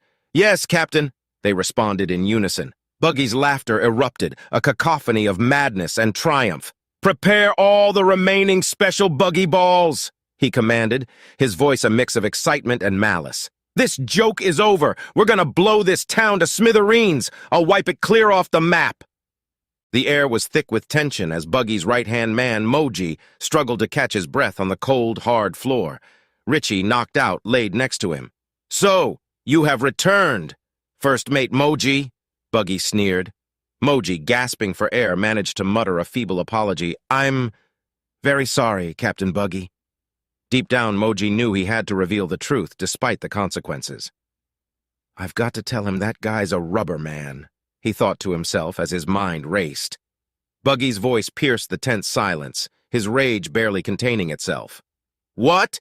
That straw hat guy beat you up? Weren't you supposed to be fighting Zoro? The captain pressed. The beast tamer struggled as he tried to speak between desperate breaths. He replied, Yes, sir. I underestimated him. His thoughts consumed by the rubber man's abilities, he mustered the strength to convey the crucial information. The truth is, he's man. Suddenly, Moji's body gave in, and he passed out. Buggy's men, perplexed by the scene, exchanged bewildered glances. What was that? They wondered aloud. Moji was trying to tell us something. What was so important that he had to say it before passing out? I only heard him say, Ra, man. What the hell does Ra Man mean? Their minds raced with unanswered questions, desperately trying to decipher the hidden message. But Buggy caught onto the faint clue amidst the chaos. I take it you had a pretty carefree battle, he mused aloud, a sly smile creeping across his face. His men, recognizing their captain's understanding, breathed a collective sigh of relief. Buggy's voice boomed with authority, his frustration seeping into every word. Did that punk say rude, man? I'm pretty pissed off right now. Can we blow up this town yet? Hurry! The crew, accustomed to their captain's volatile nature, wasted no time in springing into action. Yes, yes, Captain Buggy, they responded in unison, ready to unleash chaos upon the unsuspecting town. Outside the town, away from the impending chaos, a familiar white dog named Shoo limped its way toward the makeshift hideout where the terrified townsfolk had sought refuge. The sight of Shoo carrying a bag of pet food in its mouth aroused curiosity among the villagers of Orangetown. "What's that over there? It's Shoo from the pet food shop," someone exclaimed, drawing the attention of the concerned crowd. They rushed towards the injured dog, their hands reaching out to comfort and tend to its wounds. "I'm glad you're safe." Everyone was worried, a voice murmured amidst the collective relief. As the townsfolk tended to Shoo, a lingering worry filled the air. "He looks really hurt. Those pirates must have got to him. Let's bandage him up." An old member from the town came to view. "Hey, what about the mayor?" he questioned. The villagers fell silent, their faces clouded with concern. "You're right," a resident confirmed. "He did say he was going to go feed the dog, but it looks like only Shoo came back." A heavy atmosphere settled upon them as thoughts of their beloved mayor, Boodle, plagued their minds. "Oh no, maybe something happened to the mayor," a worried woman voiced her fear. Another resident, determined to ease their anxieties, offered, "I'm worried, I'll go check." But the old man, wise from years of experience, stopped him in his tracks. "Wait, you fool! The mayor isn't stupid enough to let himself get captured by pirates," he cautioned. "He knows the village better than anyone. The only problem is, he cares so deeply for this town. Too deeply. I gave him a stern warning, but who knows what he could be thinking." Back in the town, amidst the chaos and brewing tensions, Nami found herself walking towards Luffy. The weight of her earlier outburst weighed heavily on her conscience, and she mustered the courage to apologize. "Sorry for yelling at you," she spoke softly, her voice laced with sincerity. Luffy looked at her for a moment, a mischievous smirk playing on his lips as he stood back on his feet. "It's okay," he replied. "Someone important to you was killed by a pirate. I'm sure you've got your own problems to worry about. Not that I want to hear about them." Nami's surprise melted into a casual smile, her perception of Luffy slowly shifting. Consumed with rage, the mayor, who stood tall in his heavy leather armor, boomed, "I can't take it anymore! It's just not fair! Fair! It is not! Even Shoo and these kids have been fighting for us! How can I, the mayor, sit by and watch my home be destroyed without lifting a finger?" Nami tried to calm him down, but Boodle, taken over by his sense of duty, refused to be silenced. "There are some fights a man cannot back down from. Am I wrong, kid?" he bellowed, his eyes fixed on Luffy. "You're spot on, old man." Luffy smiled. Realizing the consequences of Luffy's encouragement, Nami couldn't help but shout at him in frustration, "Don't egg him on!" Undeterred by Nami's reprimand, Boodle began to recount the history of the town, his voice brimming with nostalgia. "It all started 40 years ago," he exclaimed, his words reverberating through the streets. As he painted a vivid picture of their humble beginnings, Boodle's memories filled him with joy. "This place was all but a simple wasteland. That is where it all began. Let's erect a town here and forget the old town that was destroyed by pirates," I said. At first it was nothing but a few tiny houses, but little by little the number of townspeople grew. As we worked harder and harder, the town expanded and more businesses were founded. Gripping his spear tightly, he declared boldly, "And now, look now, that meager village has grown into a splendid port town, a town built by all the old folks who started it years ago. We made this town. Both this town and its citizens are my treasure. What kind of mayor fails to protect his own town? I will fight!" Atop the rooftop, a tense moment unfolded. Buggy, standing tall and commanding, bellowed his order, "Fire the special buggy ball!" The ground quivered as the explosive buggy ball tore through the air, obliterating an entire street of houses. The force was unimaginable, sending debris in all directions, sending Luffy, Nami, and Boodle dashing away from the destruction. Among the chaos, the enraged mayor cried out in anger, "My house!" But Luffy, his concern for his comrade overpowering his fear, anxiously added, "Zoro's asleep in there." Their hearts sank as they watched the devastation caused by Buggy's rampage stretching into the far distance. Thick smoke billowed from the ruins as if mocking their helplessness. In the midst of the despair, the mayor's voice broke the silence with uncertainty. "Is the guy with the green belt dead?" Worried, Luffy bellowed, "Hey, Zoro, are you alive?" But Zoro, weariness evident, wearily placed his hand on his head and muttered, "Talk about a rude awakening."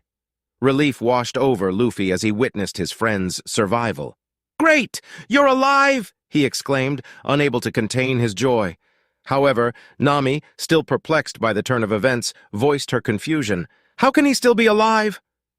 The weight of the situation pressed down on Boodle, his heart burdened by the destruction he had witnessed. "It's like my still-beating heart has been wrenched out!" he exclaimed. The group turned their attention towards Boodle, his anguish drawing their focus. "I will never forgive them for this," he declared with anger. "I will not be crushed twice. These ruffians have no right to just show up out of nowhere and destroy the last 40 years of our lives." He rose to his feet, his proclamation echoing with the strength of a proud mayor. "I am this town's mayor, and no one messes with my town without my permission." In a surge of determination, the mayor yelled, "Time to settle things," as he charged forward, ready to settle the score with Buggy. However, Nami, in a desperate attempt to quell the impending recklessness, grabbed hold of his shirt. "Wait, Mayor," she pleaded. Her efforts proved futile as Boodle as he kept going, "Unhand me, girl." With great haste, Nami tried explaining why it's stupid. "What can you possibly do against guys like them? It's beyond reckless." With tears streaming down his face, the mayor responded with a shout, "I know it's reckless!" Luffy, Zoro, and Nami watched as Boodle's unwavering spirit surged forth. Letting go of his shirt, the mayor sprinted towards Buggy's hideout, fueled by his determination. "Just you wait! Buggy the clown!" His voice carried the weight of his emotions. Stunned, Nami remarked, "The mayor was crying." Luffy looked back, responding with a carefree chuckle. "Really? I didn't notice." Zoro interjected, "Things are starting to get exciting." As Luffy joined in with him, his laughter ringing out. "This is not the time to be laughing," Nami snapped.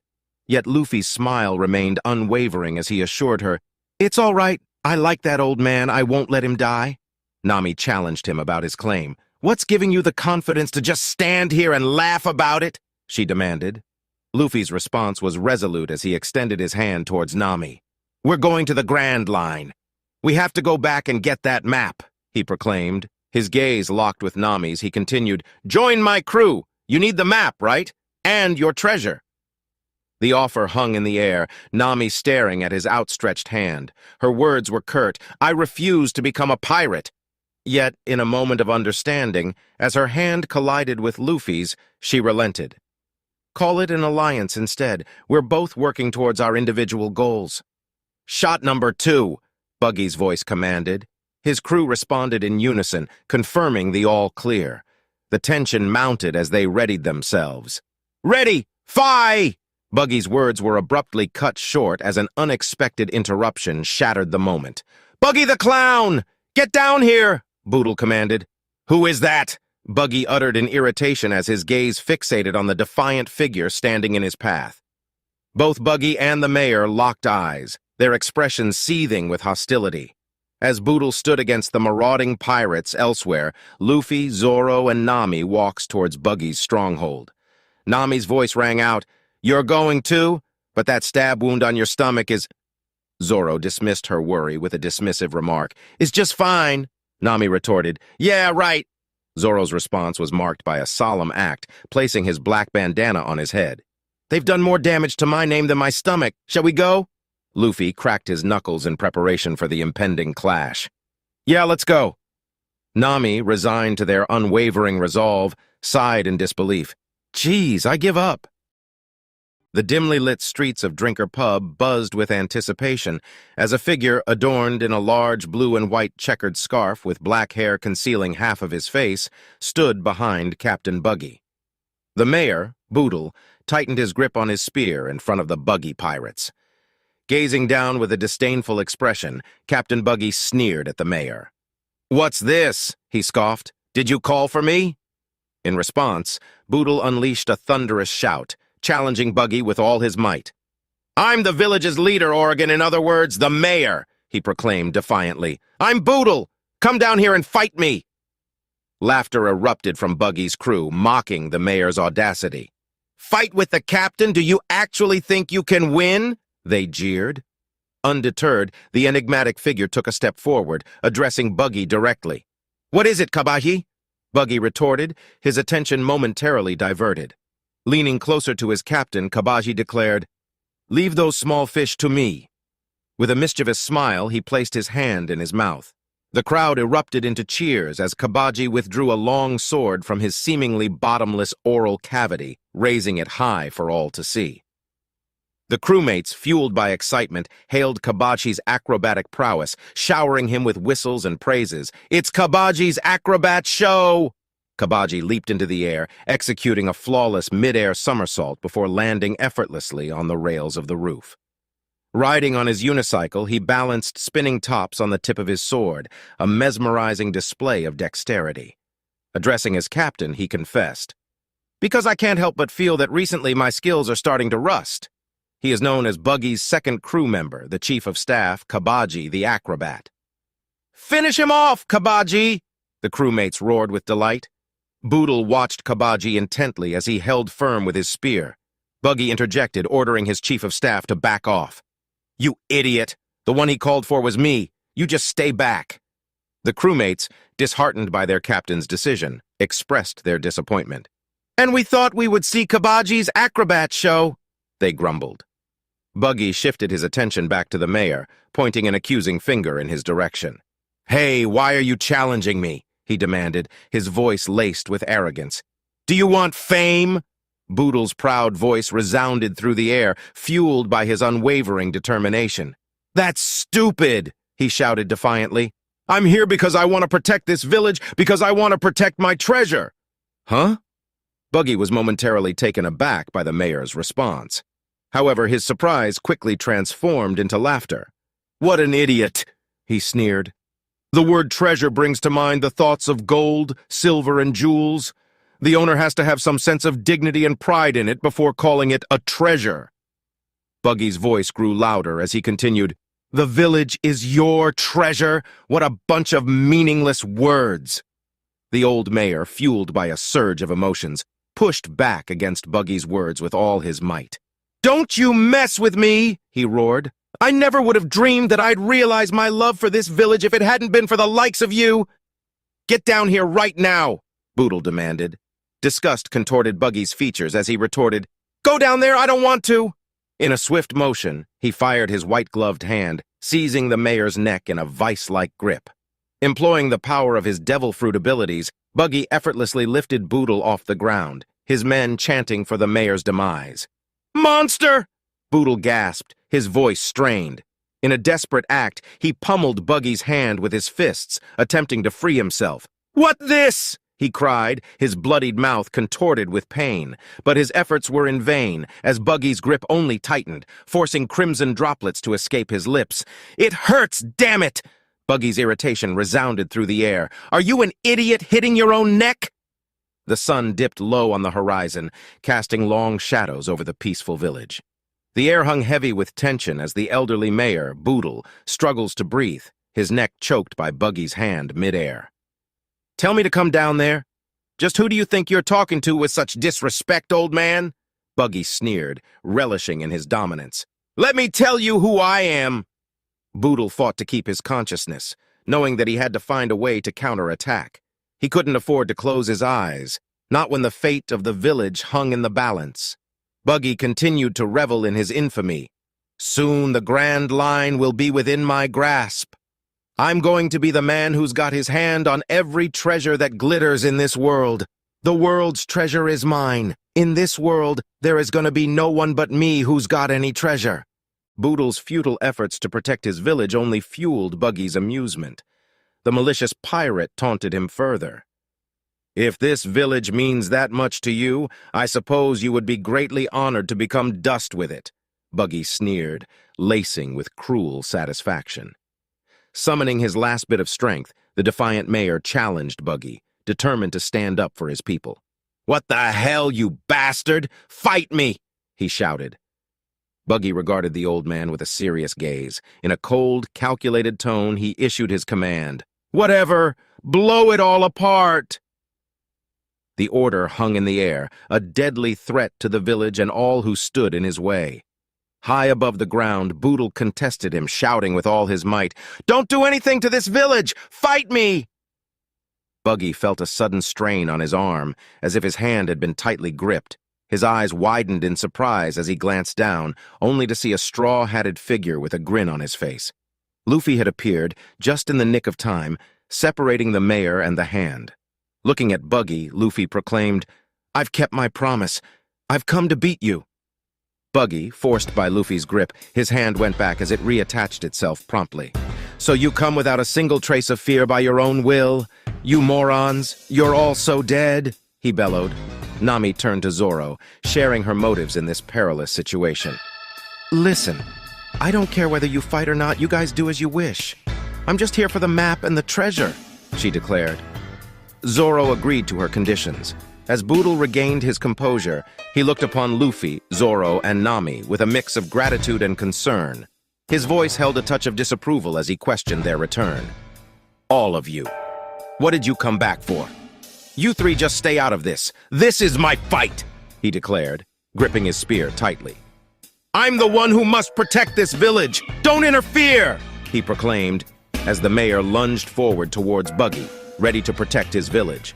But Luffy had other plans. He slammed his head against the wall with incredible force, rendering the mayor unconscious with a single blow. Gasps of surprise filled the air as Boodle crumpled to the floor. His fight abruptly halted.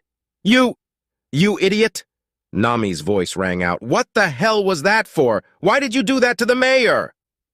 Proudly, Luffy responded to her outburst, "Because he would just get in the way." Buggy and his men watched in awe, realizing they were facing an unpredictable individual. Zoro saw the logic behind Luffy's actions. "That was smart thinking," he remarked. "If you had left him alone, without a doubt, he would have charged recklessly. It's safer for him to be unconscious." But Nami couldn't suppress her frustration. She barked at Luffy, "Don't do anything unnecessary." Her words fell on deaf ears, as Luffy called out to Buggy loudly, "Hey you! Huge, red, ugly, big nose!" The declaration shocked Buggy and his crew, who were well aware of his overreaction to anything related to his nose. Even Zoro and Nami were horrified by Luffy's audacity. Buggy's fury reached its peak as he demanded his crew, "Fire the Buggy special cannonball! Fire! Be gone!" As the cannon fire hurtled towards them, both the swordsman and the thief instinctively sought cover, fearing for their safety. But Luffy stood tall and proud, facing the imminent threat head-on. "Are you trying to get yourself killed? You idiot! Luffy, dodge it!" Zoro and Nami warned him. But Luffy, brimming with confidence, responded cheerfully, "Do you think that cannonball will work against me?" His words carried a warning, and with that, Luffy began to suck in air, inflating himself with every passing second like a pump. "Gomu, Gomu, no!" Luffy exclaimed, his chest expanding into a large shape as he prepared to face the oncoming cannonball. The tension grew thicker as he unleashed his move, his voice ringing with resolve. "Balloon!" Caught within the grasp of Luffy's inflated form, the buggy ball ricocheted back towards its origin. Nami and the buggy pirates stood in stunned disbelief as the devastating power of the cannonball was turned against them. "He bounced it back!" Captain Buggy exclaimed, his voice filled with shock and disbelief. Zoro couldn't help but voice his annoyance. "Could have said something sooner," he muttered, his eyes narrowing as he observed the destruction wrought by the buggy ball. The explosion tore through the pub, reducing it to nothing but rubble and debris. Amidst the chaos, Luffy stood unscathed, his infectious joy evident in his words. "Their number has decreased. Shall we start?" he declared triumphantly. Nami's frustration peaked as she barked at Luffy once again, struggling to comprehend his unpredictable actions. "What the hell are you?" Zoro contemplated the events unfolding before them. "So much for blowing us up," he muttered.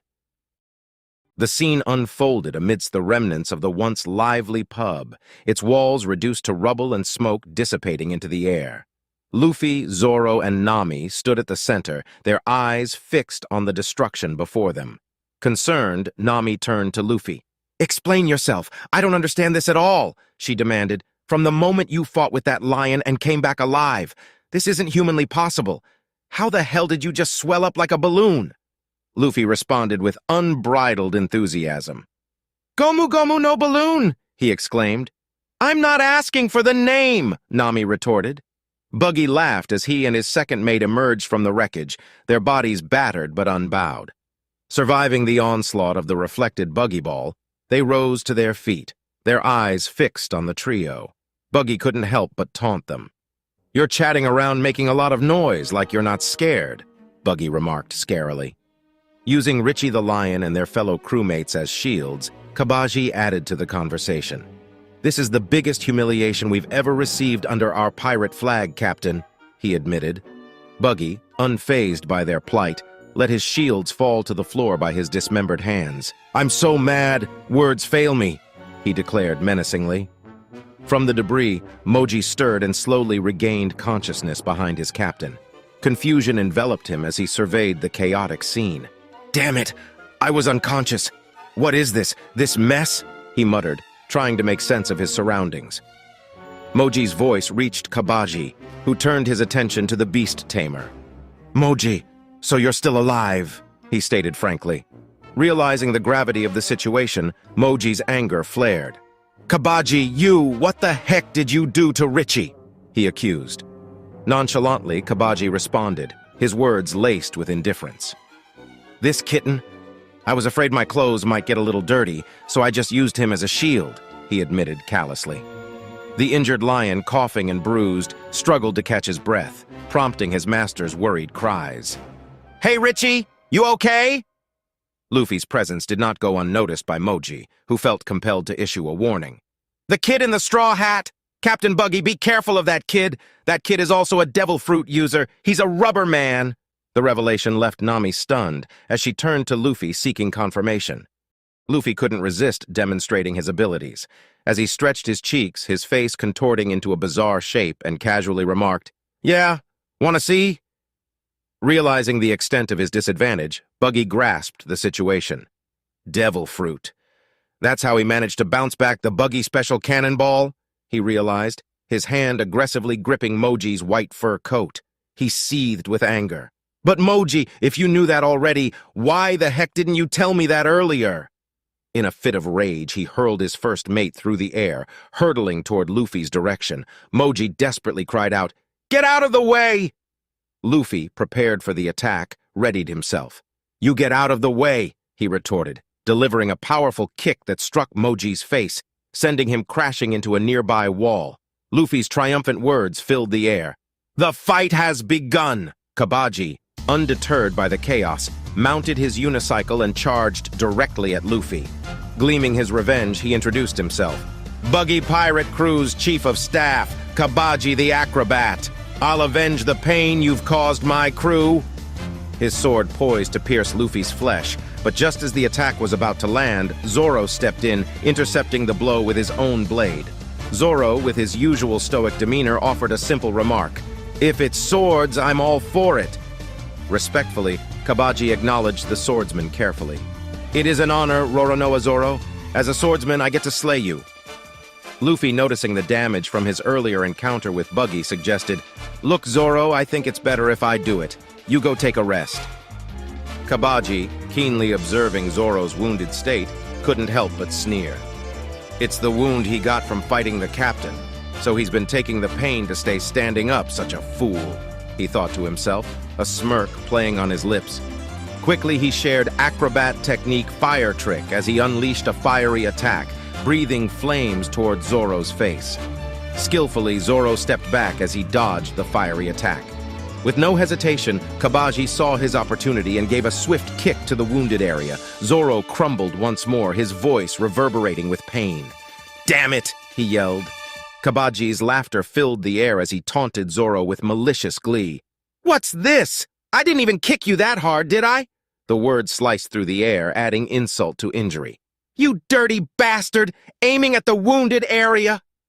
Nami watched as they continued their fight. Unfazed, Kabaji prepared for another trick. He slammed his sword onto the ground, balancing his unicycle with an impressive display of acrobatics. Acrobat technique, murder, miss, trick, he proclaimed, the sword spinning rapidly, conjuring a swirling cloud of dust. The dust storm engulfed Zoro, blinding him and leaving him vulnerable. "Some trick. It's just a cloud of dust," Zoro gasped, struggling to catch his breath amidst the chaos.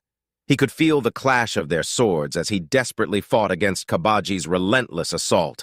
With a burst of strength, Zoro managed to block the attack, but it was short-lived. Once again, Kabaji's foot found its mark, striking Zoro's poorly bandaged wound with great force. Zoro collapsed, the world spinning in a haze of anguish as he screamed in pain. Nami's voice echoed. "That bastard did it again!" she said with frustration. Kabaji, reveling in his opponent's misery, mocked the fallen swordsman. "What's wrong?" A grown man rolling around crying out loud is absolutely pathetic to watch. Luffy stood silently, his eyes fixed upon the unfolding spectacle. Kabaji turned to Zoro. "Because of your partner's odd power, we've suddenly gone to pieces. Even though you're a pirate hunter, making the Buggy pirate crew your enemy was a big mistake."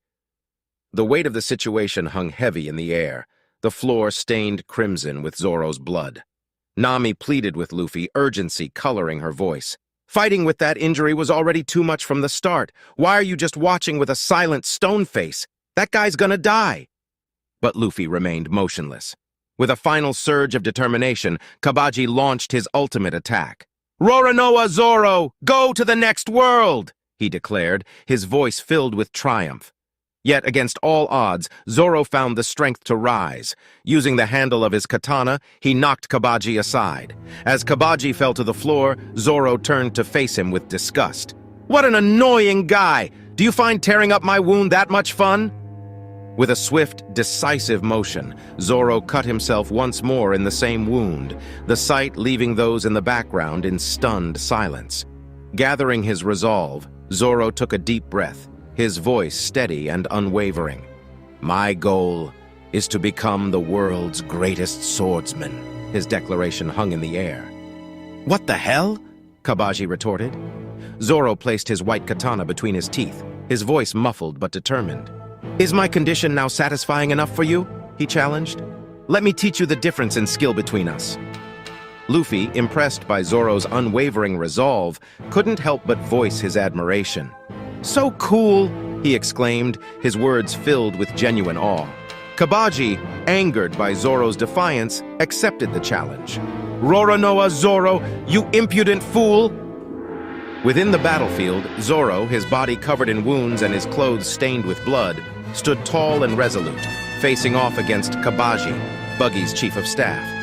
Luffy cheered his swordsman on, while Nami, the astute navigator, observed the scene with a heavy sigh. "Just looking at him makes me feel like he's going to collapse any second," Nami murmured, her eyes fixed on Zoro's battered form. Zoro tells the acrobat, "I won't allow myself to lose to anyone. Who calls himself a swordsman, not even once?" Kabaji sneered in response, acknowledging Zoro's words. "You've got a strong determination there, but don't worry. Fighting me with such a serious injury, you can use that as an excuse when I defeat you." Zoro bristled, his 3 swords at the ready. "Nonsense! With this sort of injury, if I lose against the likes of you, my future carries an obvious fate." "You asshole!" Kabaji retorted, his eyes fixed on his opponent, while Captain Buggy observed their battle with uncertainty. Meanwhile, Nami whispered to Luffy, catching his attention. "Hey, behind the destroyed pub there's a warehouse," she informed him, pointing discreetly. "Their treasure is there, and the Grand Line map is probably still with Buggy. Since the pirates are still unconscious, I'll use the moment to slip over there. After I acquire the warehouse's treasure, I'll make my escape." Nami began to walk away, explaining her plan to Luffy. "Whether you win the fight or not has nothing to do with me. But if you actually manage to fulfill your part and get the map, let's cooperate again when that happens. Then I should go. I wish you a good fight," she said, disappearing into the alleyways. "Okay, thanks," Luffy agreed. Back in the midst of the battle, Zoro and Kabaji clashed relentlessly. Kabaji unleashed his acrobatic skills, utilizing 3 spinning tops in his hand. "Take a taste of the best trick that I have. Acrobat technique, 100 tops typhoon," he declared. Launching several tops at Zoro, he proclaimed his next move. "Acrobat technique, wall riding." As if defying gravity, he rode his unicycle up a nearby wall. However, Zoro managed to deflect all the tops, his swords moving with precision. Observing from below, Luffy exclaimed, "Whoa, that's high!" Kabahi leaped high into the air, preparing for a downward strike. "Acrobat technique! Midsummer firecrackers ignition!" he shouted, aiming to pierce Zoro with his sword. "Direct stab!" But before Kabaji could land his attack, Buggy, using his devil fruit powers, launching his hand towards Zoro, intending to grab him. "Ground runner, Bara no cannon!" Buggy shouted. "Kabaji, I'll hold him in place, so finish Zoro off!" Zoro panicked, realizing his dire situation. "That bastard!" Luffy swiftly intervened, stepping on Buggy's hand with his foot, causing the captain to recoil in pain. "Don't interfere with Zoro's fight," Luffy proclaimed, his eyes gazed towards Buggy. "You asshole!" Buggy shouted, nursing his injured hand. Undeterred, Kabaji pressed on with arrogance. "Even without the captain's help, finishing you off will be a piece of cake," he sneered. Zoro, his body weary and drained from his wounds, dodged the incoming blow as he spoke up. "Stop now! I'm tired," Kabaji interrupted, mocking the swordsman. "You're tired?" he laughed. "Are you getting anemia? You've finally given up. Well, I suppose it was obvious. I mean, it's a substantial effort you make just to stay standing." In a swift motion, Zoro kicked Kabaji off his unicycle, regaining his composure. He stared the acrobat down deadly with intense focus. "I meant I'm tired of being the opponent of someone who has such pitiful skills." Kabaji, refusing to back down, dashed toward Zoro. "Then let me finish you off with my real sword skills!" Zoro poised his two swords, the blades pointing upward as he gripped his third katana tightly in his mouth. "Oni!" he bellowed. As their blades clashed, Zoro struck with lightning speed. "Giri!" Kabaji staggered backward, cut in multiple angles. In pain and frustration, he uttered his final words. "Damn it! The world's best pirate crew defeated by the likes of a common thief! So shameful!" With that, he collapsed to the ground, defeated and humiliated. "Not a common thief!" Zoro spoke with a hint of pride, his words echoing through the deserted landscape. His weary body descended to the ground, a momentary respite from the battles that had left him breathless. "But a pirate!" he proclaimed. Lying on the ground, Zoro tells his captain, "Luffy, I'm gonna sleep." Luffy observed his friend with admiration. With a reassuring smile, he offered his unwavering support. "Yeah, you sleep. I'll finish this off," Luffy declared, his fists clenched as if preparing for an imminent showdown. The sudden realization struck Buggy like a bolt of lightning, his eyes widening in disbelief. "You mean you guys are pirates?" he exclaimed. Luffy, undeterred by Buggy's shocked reaction, confirmed their status as pirates and added a new demand. "Hand over the Grand Line map," he commanded. The red-nosed captain scoffed with skepticism in response. "So that was your goal? That place isn't exactly somewhere nameless pirates like yourself can go as they please," Buggy retorted. "So what are you planning to do there? You want to go have a sightseeing tour?" Luffy's reply was simple, but brimming with ambition. "I'm going to become the Pirate King," he declared. Buggy, unable to contain his astonishment, bellowed in protest. "Don't kid around, you idiotic fool! You become Pirate King, then I'm a god! The person who'll get his hands on all the treasure in the world will be me! Don't even dream about it!" His voice reverberated through the air. Luffy silenced Buggy's tirade, his voice firm and commanding. "Shut up! Skip the lecture and let's start!" he snapped, tightening his grip in preparation for the impending clash. "You're being too loud, you idiot!" As the tension escalated and battle loomed on the horizon, Buggy interjected with a sly remark. His knives gleamed ominously, poised on the edges of his fingers. "Watch your mouth, Gomu Gomu. Seeing your straw hat reminds me of a guy I knew from a long time ago. That impudent red-haired guy," he taunted, his irritation seeping through his words. "Red-haired?" Luffy echoed. The battleground was strewn with fallen bodies, each pirate defeated or rendered unconscious, except for one figure lying on the ground. Zoro appeared surprisingly at ease as he peacefully slept amidst the chaos. Luffy approached the pirate known as Buggy with a curious expression on his face. "Red-haired?" Luffy questioned with intrigue. "Do you know Shanks?" Buggy pondered the question, his gaze fixed on the straw hat in Luffy's possession. "What's this?" "It seems you're quite interested," Buggy replied. "I do know him, but why do you want to know?" Unyielding in his pursuit, Luffy pressed further. "Where is he now?" Buggy chuckled mischievously, his hand still caressing his chin. "Where? Well, if I knew, then I know," he hinted playfully, a smile creeping onto his face. "And if I don't know, then I could also not know anything at all." Luffy's casual expressed himself.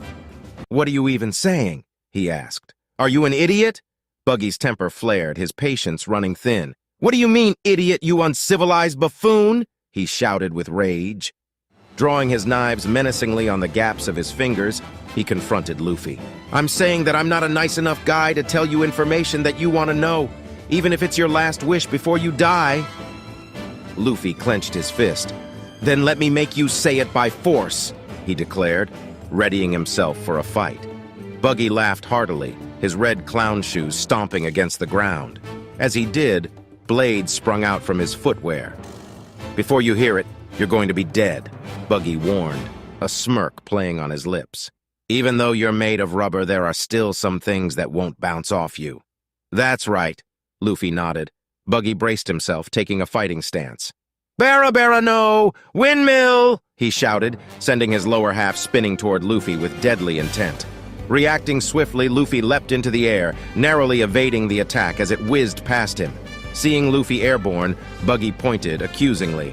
"Moving here and there in the air is most likely impossible," he exclaimed, launching a barrage of knives in Luffy's direction.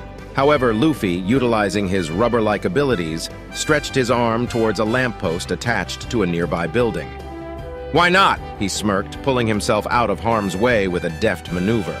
Amused by Luffy's resilience, Buggy retorted, "So you can do things like that? How interesting!" His eyes locked with Luffy's, the two pirates prepared for their clash.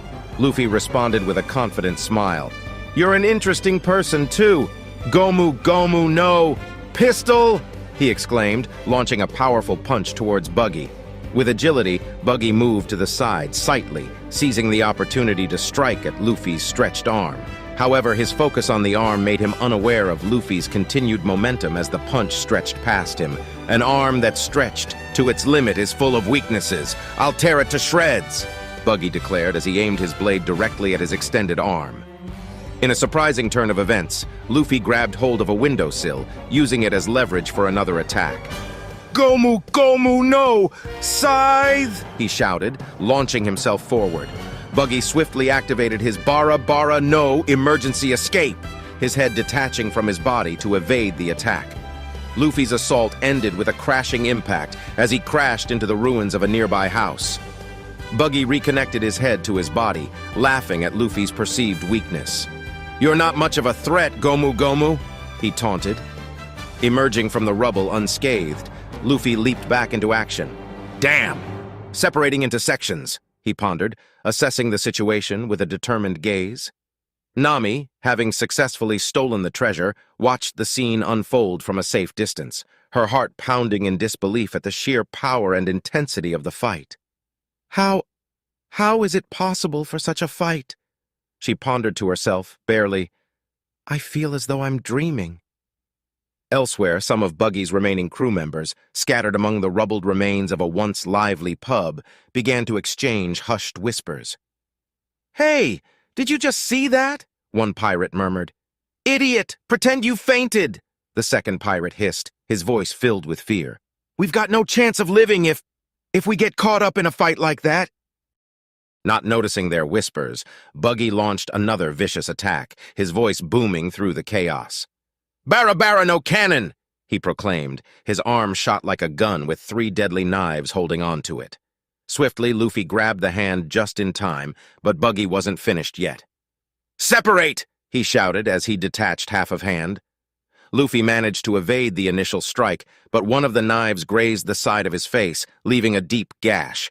To his horror, the blow also pierced his beloved straw hat. Falling to the ground, blood trickling from his wound, he glared at Buggy with anger. "You bastard!" Luffy growled. Buggy, reveling in his victory, couldn't resist mocking his wounded opponent. "What? So you're pissed that your face is scarred? He sneered with a cruel, sadistic smirk.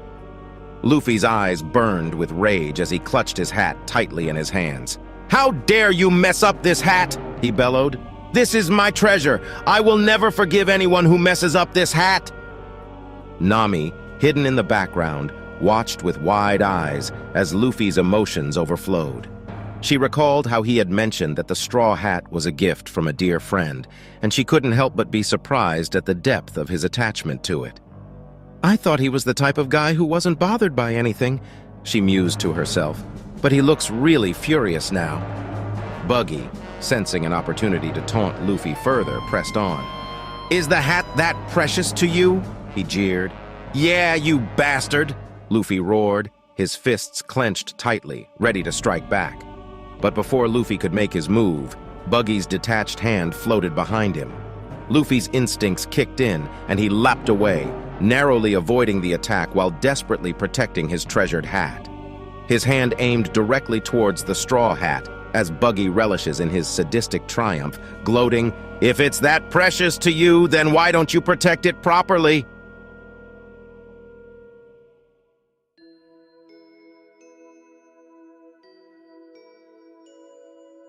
In that moment, everything seemed to darken for Luffy as the knives collided at the top of his straw hat. The world around him faded as he was consumed by his memories. He remembered the promise he had made to Shanks, the one who had gifted him this very hat. The weight of that promise and the significance of the hat became clear in his mind. As Buggy collected his dismembered hand, he held the hat up, the knives piercing through the worn fabric. Luffy's heart pounded in his chest as the memories flooded back. This hat was Shanks' favorite hat, his mentor and his inspiration. Luffy had vowed to return it to him when he became a great pirate himself. Enraged, Luffy declared, "That's the hat I swore myself with Shanks," as he dashed towards him. The intensity of his words startled even Buggy, who suddenly felt a twinge of regret. "What? This is Shanks's hat?" Buggy exclaimed, his voice tinged with surprise. "I thought it looked familiar." He spat on the hat. "Me and that guy used to be in the same pirate ship. To rephrase that, he was my comrade when we were still pirate trainees." Luffy's eyes burned with rage. "Shanks is a great man," he declared. "You say that he was your comrade?" With a burst of adrenaline, he lunged forward, his fist aimed squarely at Buggy's face. But Buggy, ever the opportunist, knew when to retreat. He activated his Bara Bara no emergency escape, separating his head from his body and cackling with laughter. However, Luffy's rage was unstoppable. With a powerful surge of strength, he landed a furious punch directly into Buggy's stomach, causing the detached head to cry out in pain. Reconnecting his head to his body, Buggy's defeated form plummeted to the ground, sent by the force of Luffy's devastating blow. Burning bright with rage, Luffy's gaze fell upon his tampered straw hat. "Damn it!" he remarked. "How dare you treat my treasure like that?" Bent over and looming over Buggy, Luffy stretched his cheeks, contorting with anger. "You even spat on it!" he growled with fury. "That's dirty! Stop it!" Buggy desperately protested. Luffy's glare intensified, his eyes locked onto Buggy's trembling figure. "Shanks being your comrade, don't you dare repeat those words ever again," he warned aggressively. But Buggy stubbornly persisted as his face was stretched and pulled by Luffy. "Huh, even though I don't know what sort of relationship you had with Shanks, it's my own choice how I can speak of him," he spat defiantly. "Take this, Bara Bara no!" Buggy's words were abruptly cut short as Luffy swiftly halted his retaliation. "Stay still!" Luffy demanded as he brought his hand down, delivering a powerful chop against Buggy's head. The impact echoed through the air, leaving Buggy's crew sprawled on the ground in disbelief. "Hey, isn't our captain kind of losing?" one of the Buggy pirates whispered to his comrade. Don't say such stupid things. Do you think Captain Buggy will actually lose? Captain's real skills will start now." "Most likely," the other pirate whispered back, as they pretended to be knocked out. As the intense battle unfolded, Nami watched from the shadows. Suddenly, a realization struck her with clarity. "I was so fascinated I kept on watching," she muttered to herself. "I've got to quickly steal the warehouse treasure and run away."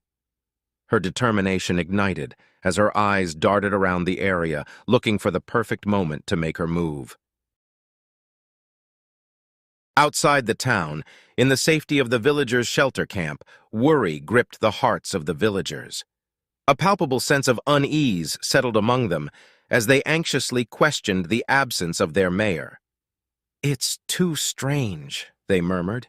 "It's been so long, and the chief still hasn't returned." Poro, an old man known for his wisdom, voiced his disapproval. "That man, making the townspeople worry," he replied. The villagers exchanged worried glances. "Something's definitely happened in the village," one of them murmured. "Yeah," another agreed. "And we've also heard a couple of cannon noises." Poro stepped forward proudly. "All right," he declared with resolve. "I'm going to go check out the village and return shortly. You all wait here." But his noble intentions were met with opposition as a concerned villager interjected. "You mustn't go alone. I'll go too," he insisted. The old man's tone turned harsh. "Fool, the ones at the village are pirates. Buggy's crew is known for being low and dirty," he warned, desperately trying to dissuade them. However, upon hearing the warning, the villagers started to gather makeshift weapons. "That's why we really have to go," one of them declared. "If we can't protect our own chief, how can anyone call us villagers? It's useless to try and stop us, since it's a voluntary action we're all taking." Poro turned to face the determined crowd. After a moment of contemplation, he gave a weary sigh of approval. "Do whatever you want," he grumbled. The townspeople, united in their cause, began to chant, their collective spirit pulsing through the air. Back in the chaotic streets of Orangetown, Boodle laid unconscious, a victim of Luffy's quick thinking. Filled with anguish and disgust, Buggy explained, "Throughout my whole life, even until today, there has not been a single person who has made me madder than he did," he declared. Luffy, his curiosity piqued, regarded Buggy intently, waiting for the clown pirate's next words. "That bastard, he took a tremendous amount of treasure from me. I can't forgive him," Buggy shouted. Memories flooded his mind, and he began to explain their shared history, a flashback transporting them back to their days as young pirates. On a mighty pirate ship, chants seemed to surround the air as laughter erupted. "Oh, they're fighting again!" the pirates roared in amusement. "Fight! Fight! Fight! Don't lose to each other!" Buggy tugged on Shanks's shirt, and vice versa, their rivalry reaching new heights. "It's the North Pole," Buggy declared confidently. Shanks, never one to back down, contested, "No, it's the South Pole." The argument over which pole was colder continued unabated. "You're still insisting on that, moron!" Buggy pushed with frustration. But Shanks fired back, "Of course! I'm telling you I'm right." Just as the tension reached its peak, a senior member of the crew intervened. With clean-cut strawberry blonde hair, a moderate amount of facial hair, and glasses perched on his nose, he stepped in and put an end to their bickering by forcefully banging their heads together. "Enough is enough!" he demanded with authority. "You two always gonna fight or what? I can't see why whether the North Pole or the South Pole is colder has to do with you. If you want to know so badly, go to both places and check for yourself, idiots!" As the crew laughed around them. Meanwhile, a lookout stationed on the crow's nest called out to the crew, "A vessel is coming from the northwest!" The pirates quickly readied themselves for a fight. "Okay, attack! Let's start the action!" they shouted, preparing to face their adversaries head-on. Shanks, his signature straw hat adorning his head, glanced over at Buggy and chimed in, a playful tone, "Looks like you're excited." Buggy, gripping his knives tightly with both hands, raised them in delight. "A vessel's the same as a treasure box," he exclaimed. "The most important thing to a pirate is his loot." Shanks, sword in hand, replied, "Well, that's one thing." Buggy, interrupting him, vehemently stated, "It's not just one thing, it's everything! Too nice, you're your own good. You and this ship's pirates don't treat treasure seriously enough. You don't know what a pirate really is." As the battle raged on deck, swords clashed and pirates fought against their adversaries. Amidst the chaos, Buggy stumbled upon a treasure map. "This treasure map!" he exclaimed with astonishment. "First time seeing one!" The map revealed a vast amount of treasure lying on the seabed, marked with a red X ready for the taking. Buggy couldn't believe his eyes. He was truly shocked. With a mischievous grin, Buggy hid the map away, ensuring no one could see it. No one could have seen, he thought to himself, who wouldn't keep this to themselves.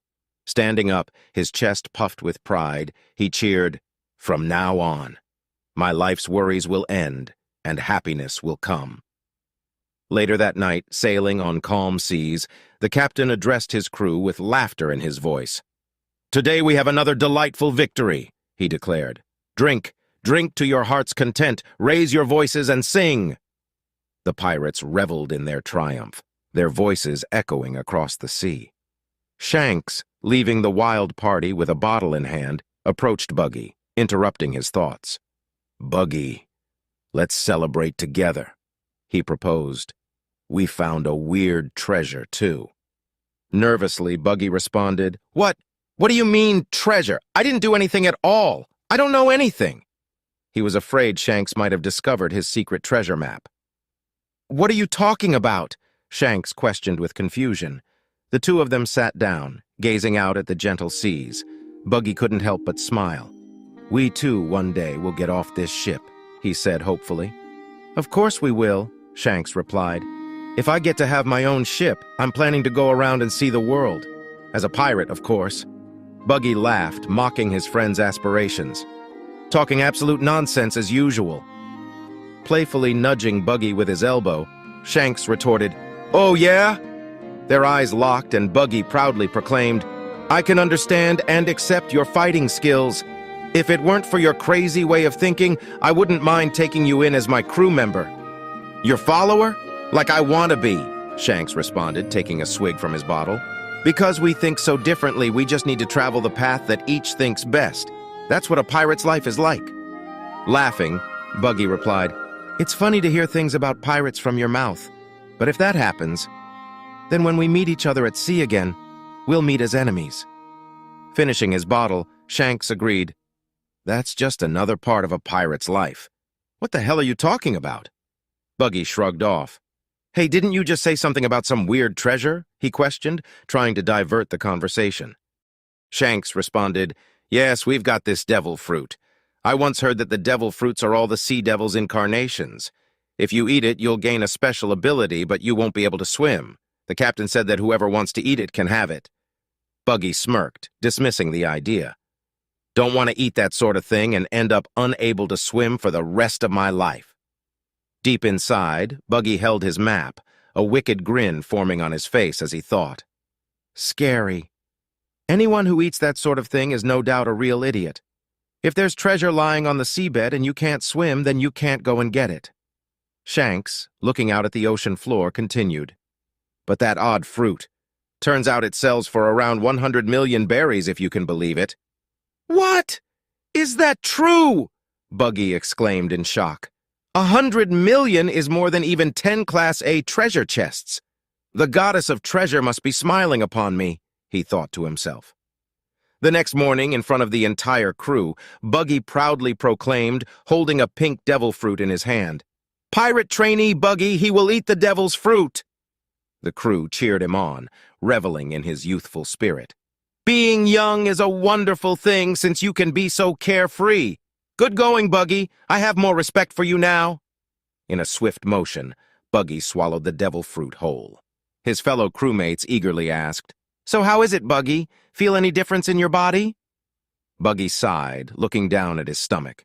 "No, not really," he told them, pretending to be disappointed. "What? Was it a fake?" the crewmates speculated. "Well, the story of the devil fruit was a rumored story from the start," they reasoned. Unbeknownst to them, Buggy smiled to himself as he pondered the truth. "You've got it exactly right.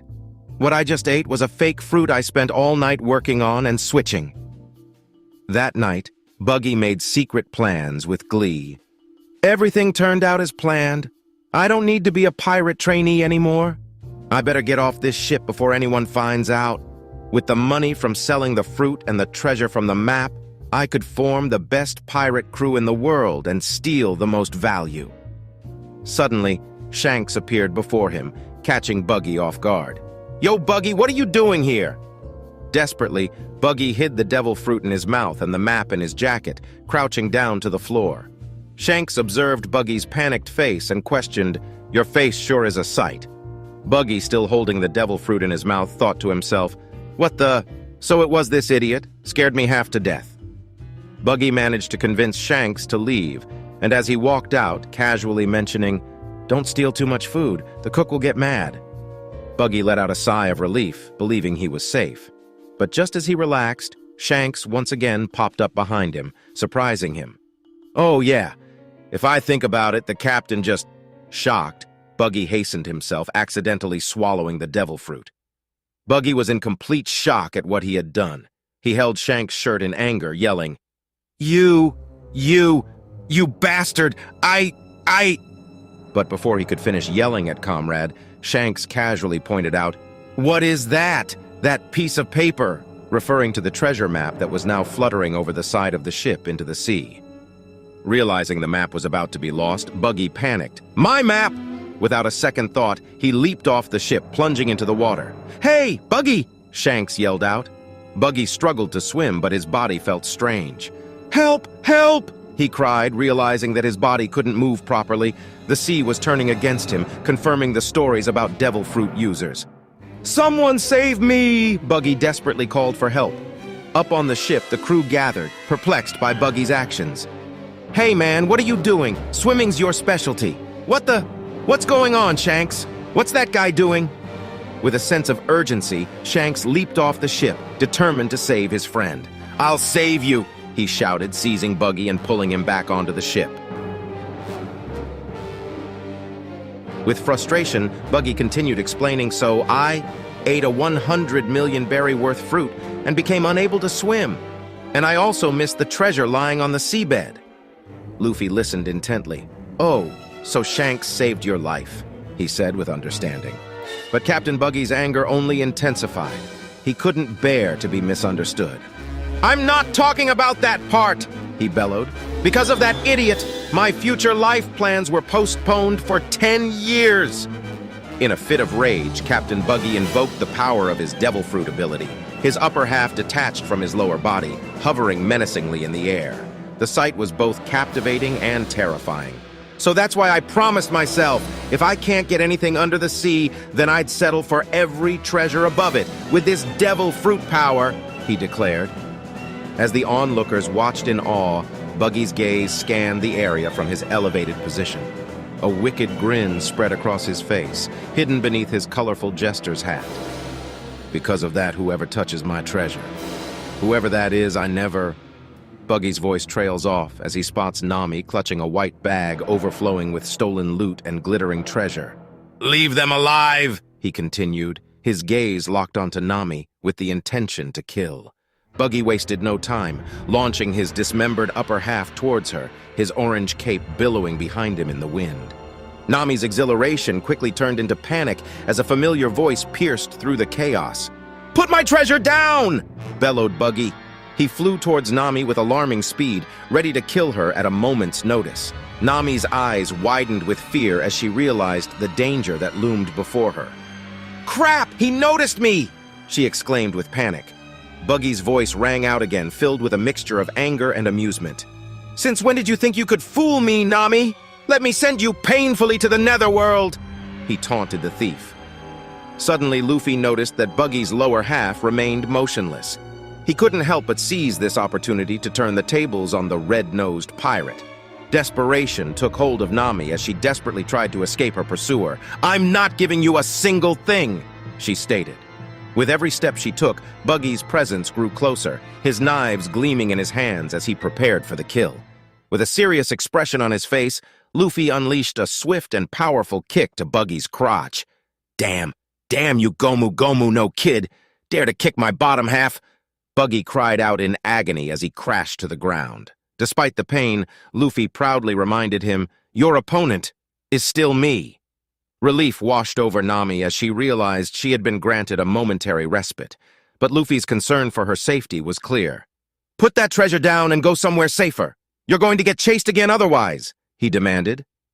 However, Nami's attachment to her ill-gotten gains clouded her judgment. She stubbornly refused to comply with Luffy's request. "Put the treasure down and go. I don't want to. Why should I leave my treasure behind?"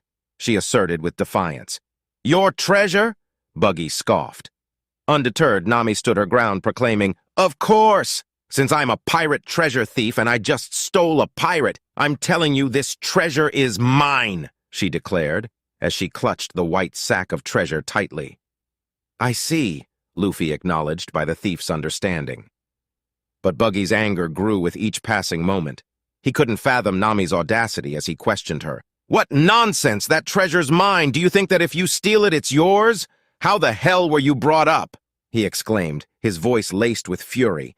With a mischievous grin, she stuck out her tongue, opposing him delightfully. "A lecture from a bad guy? Stop that nonsense!" she retorted. "I don't think I've done anything bad enough to be lectured by a pirate."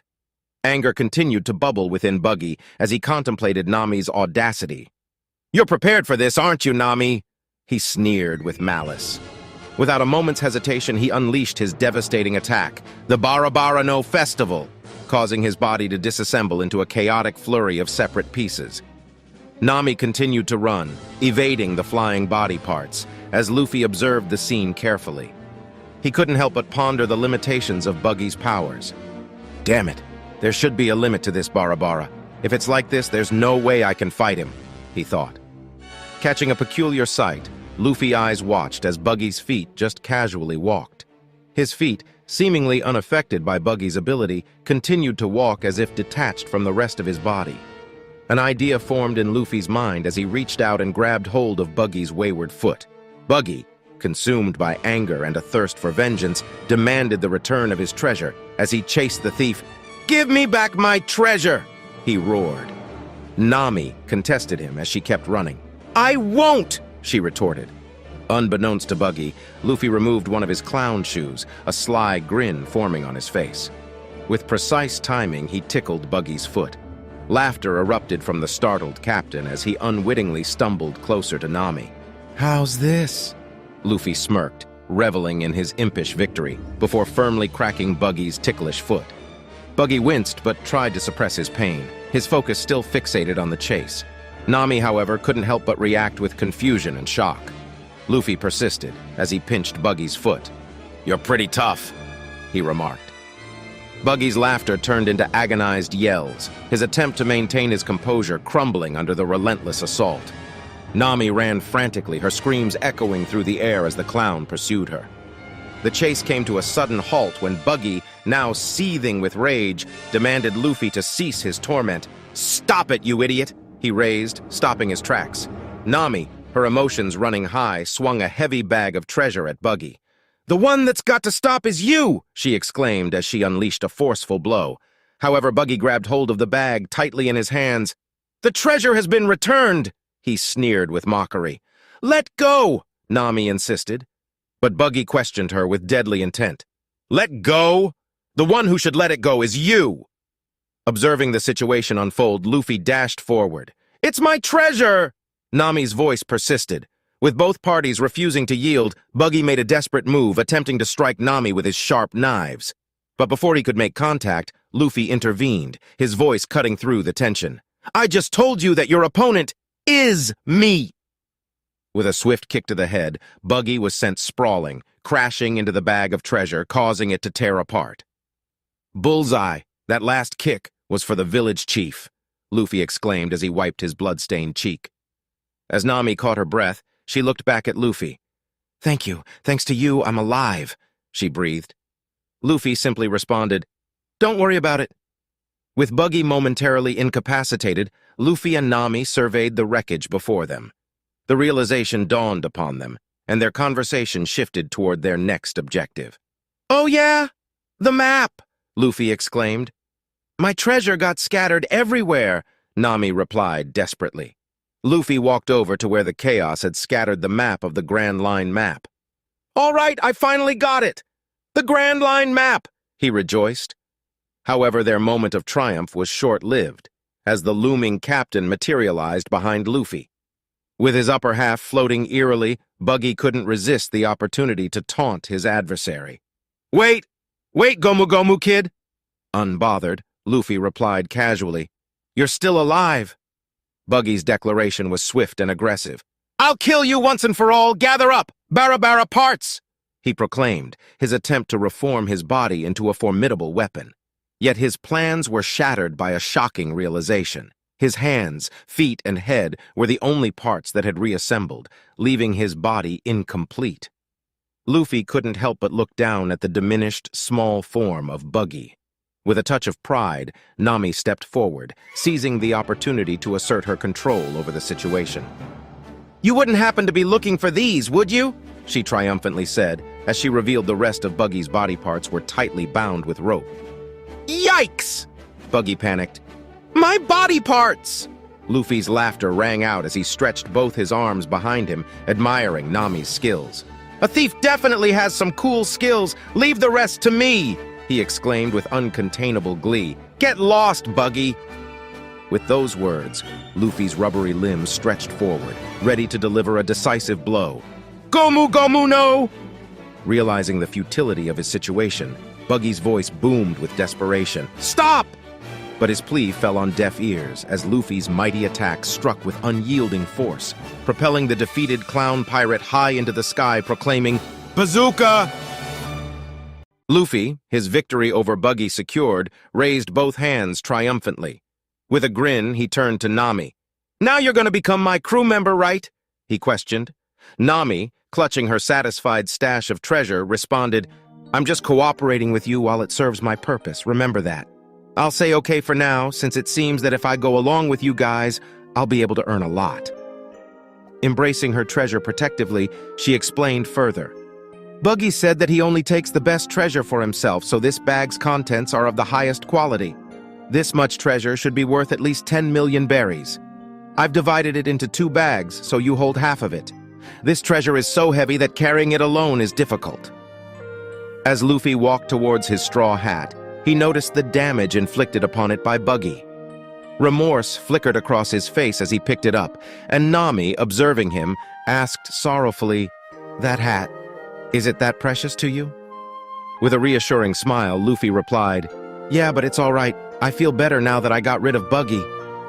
Still stunned by their foe's resilience, Buggy's men glanced at the rookie pirates, who took down and sent their captain flying into the horizon. "Hey, Captain Buggy got knocked out of sight. What should we do?" they silently whispered as another chimed in.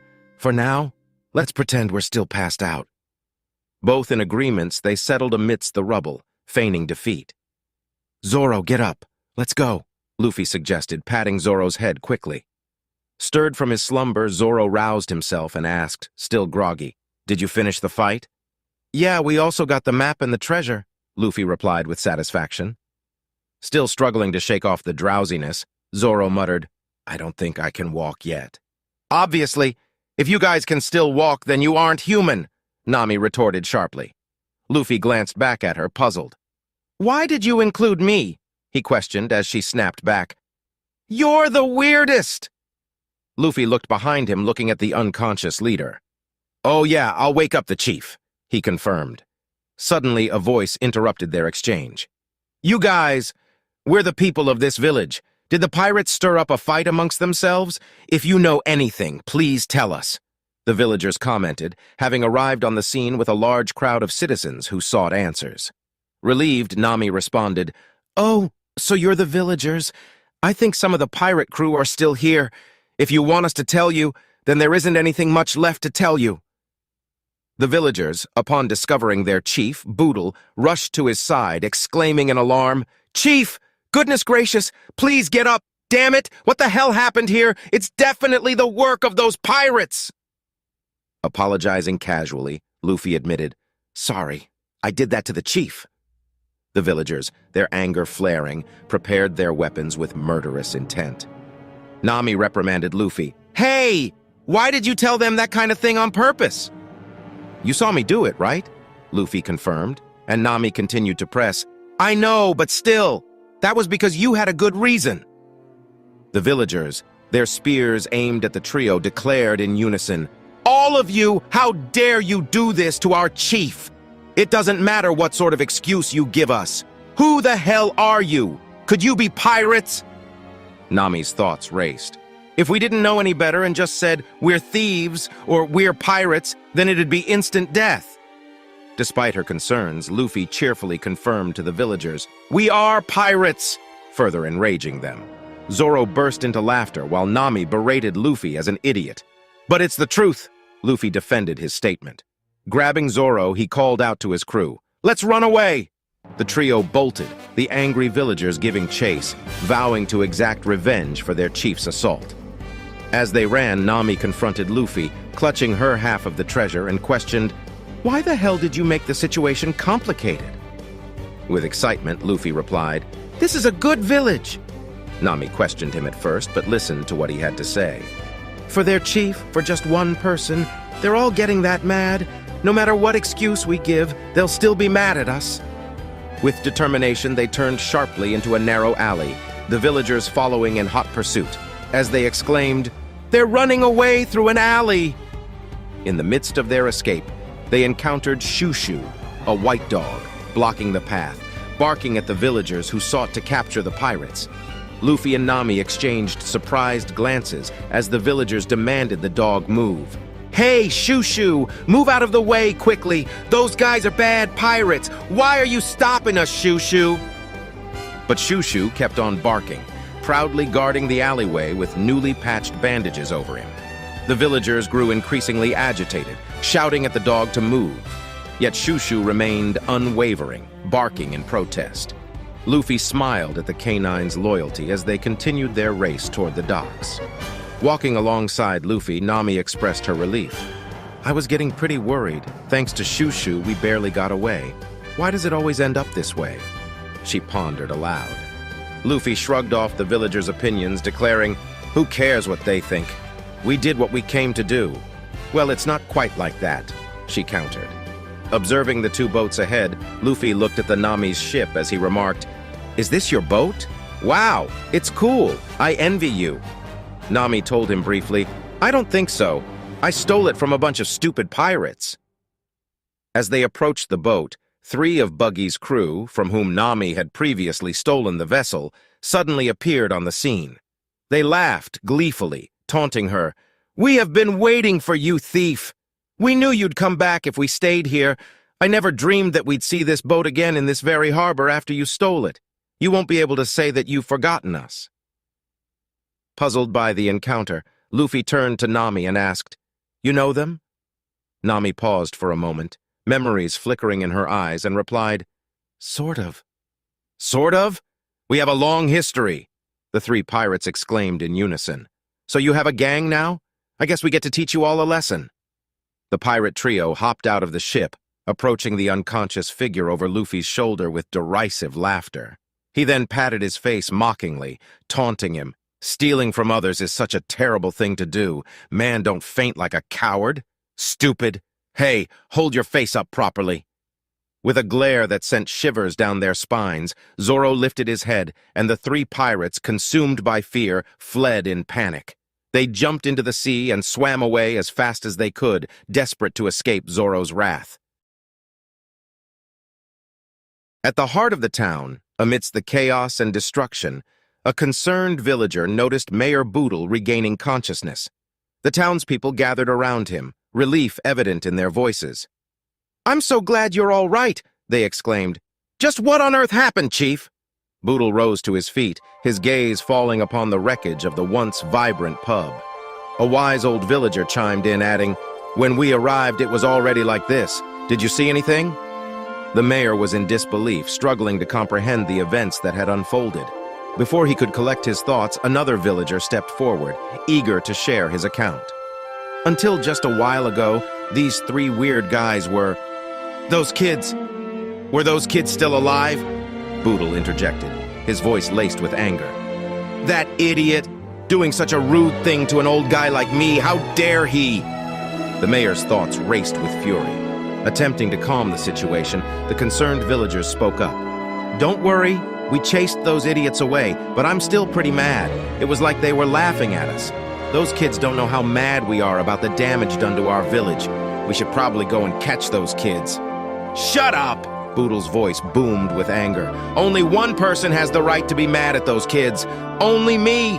I won't forgive anyone who says anything bad about those kids other than me. The villagers were taken aback by the mayor's vehement defense of the troublemaking youngsters. They questioned him, "Why are you siding with those pirates, chief?" Fueled by anger, Boodle discarded his leather body armor in a fit of frustration.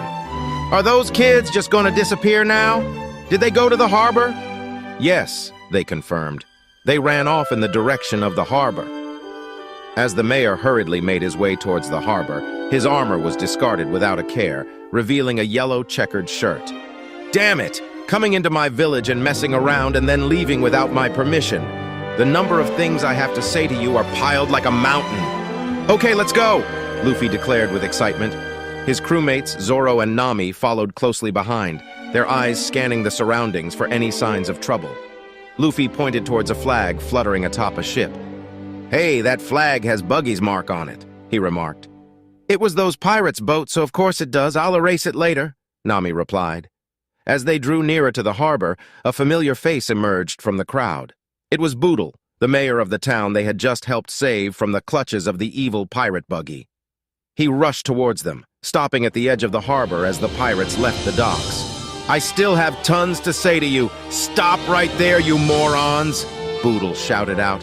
Luffy's gaze shifted towards the mayor, his eyes widening in surprise. Taking a moment to catch his breath, Boodle's mind wandered, contemplating the nearness of his own demise. "I really thought it was okay for me to die at that time," he mused silently.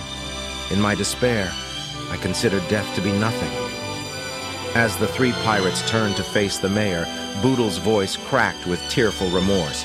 "I'm sorry, I owe you," he sobbed, his gratitude pouring forth like a waterfall.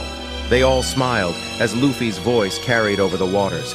"Don't worry about it, just live happy lives," he called out. The mayor, his gaze fixed on the ship sailing into the horizon, spoke softly, overcome with emotion. "I don't know how to express my gratitude," he told himself. As the boat sailed further away from the town, Nami suddenly panicked in disbelief. "What?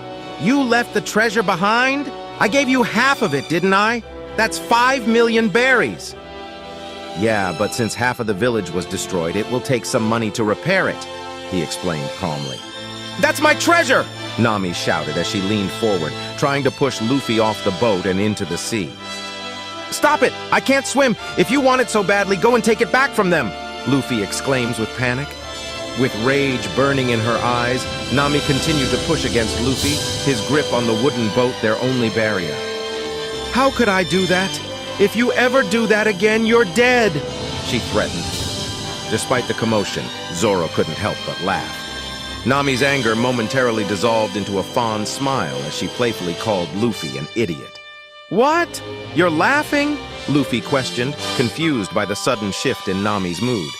But before he could say another word, Nami swiftly bonked him on the head, silencing him. "Shut up! It doesn't hurt!" Luffy called out. Their new companion, Nami the Thief, has joined the journey and the two boats continue sailing on the sea. But they don't know that on the next island they land at, the forest judgment awaits.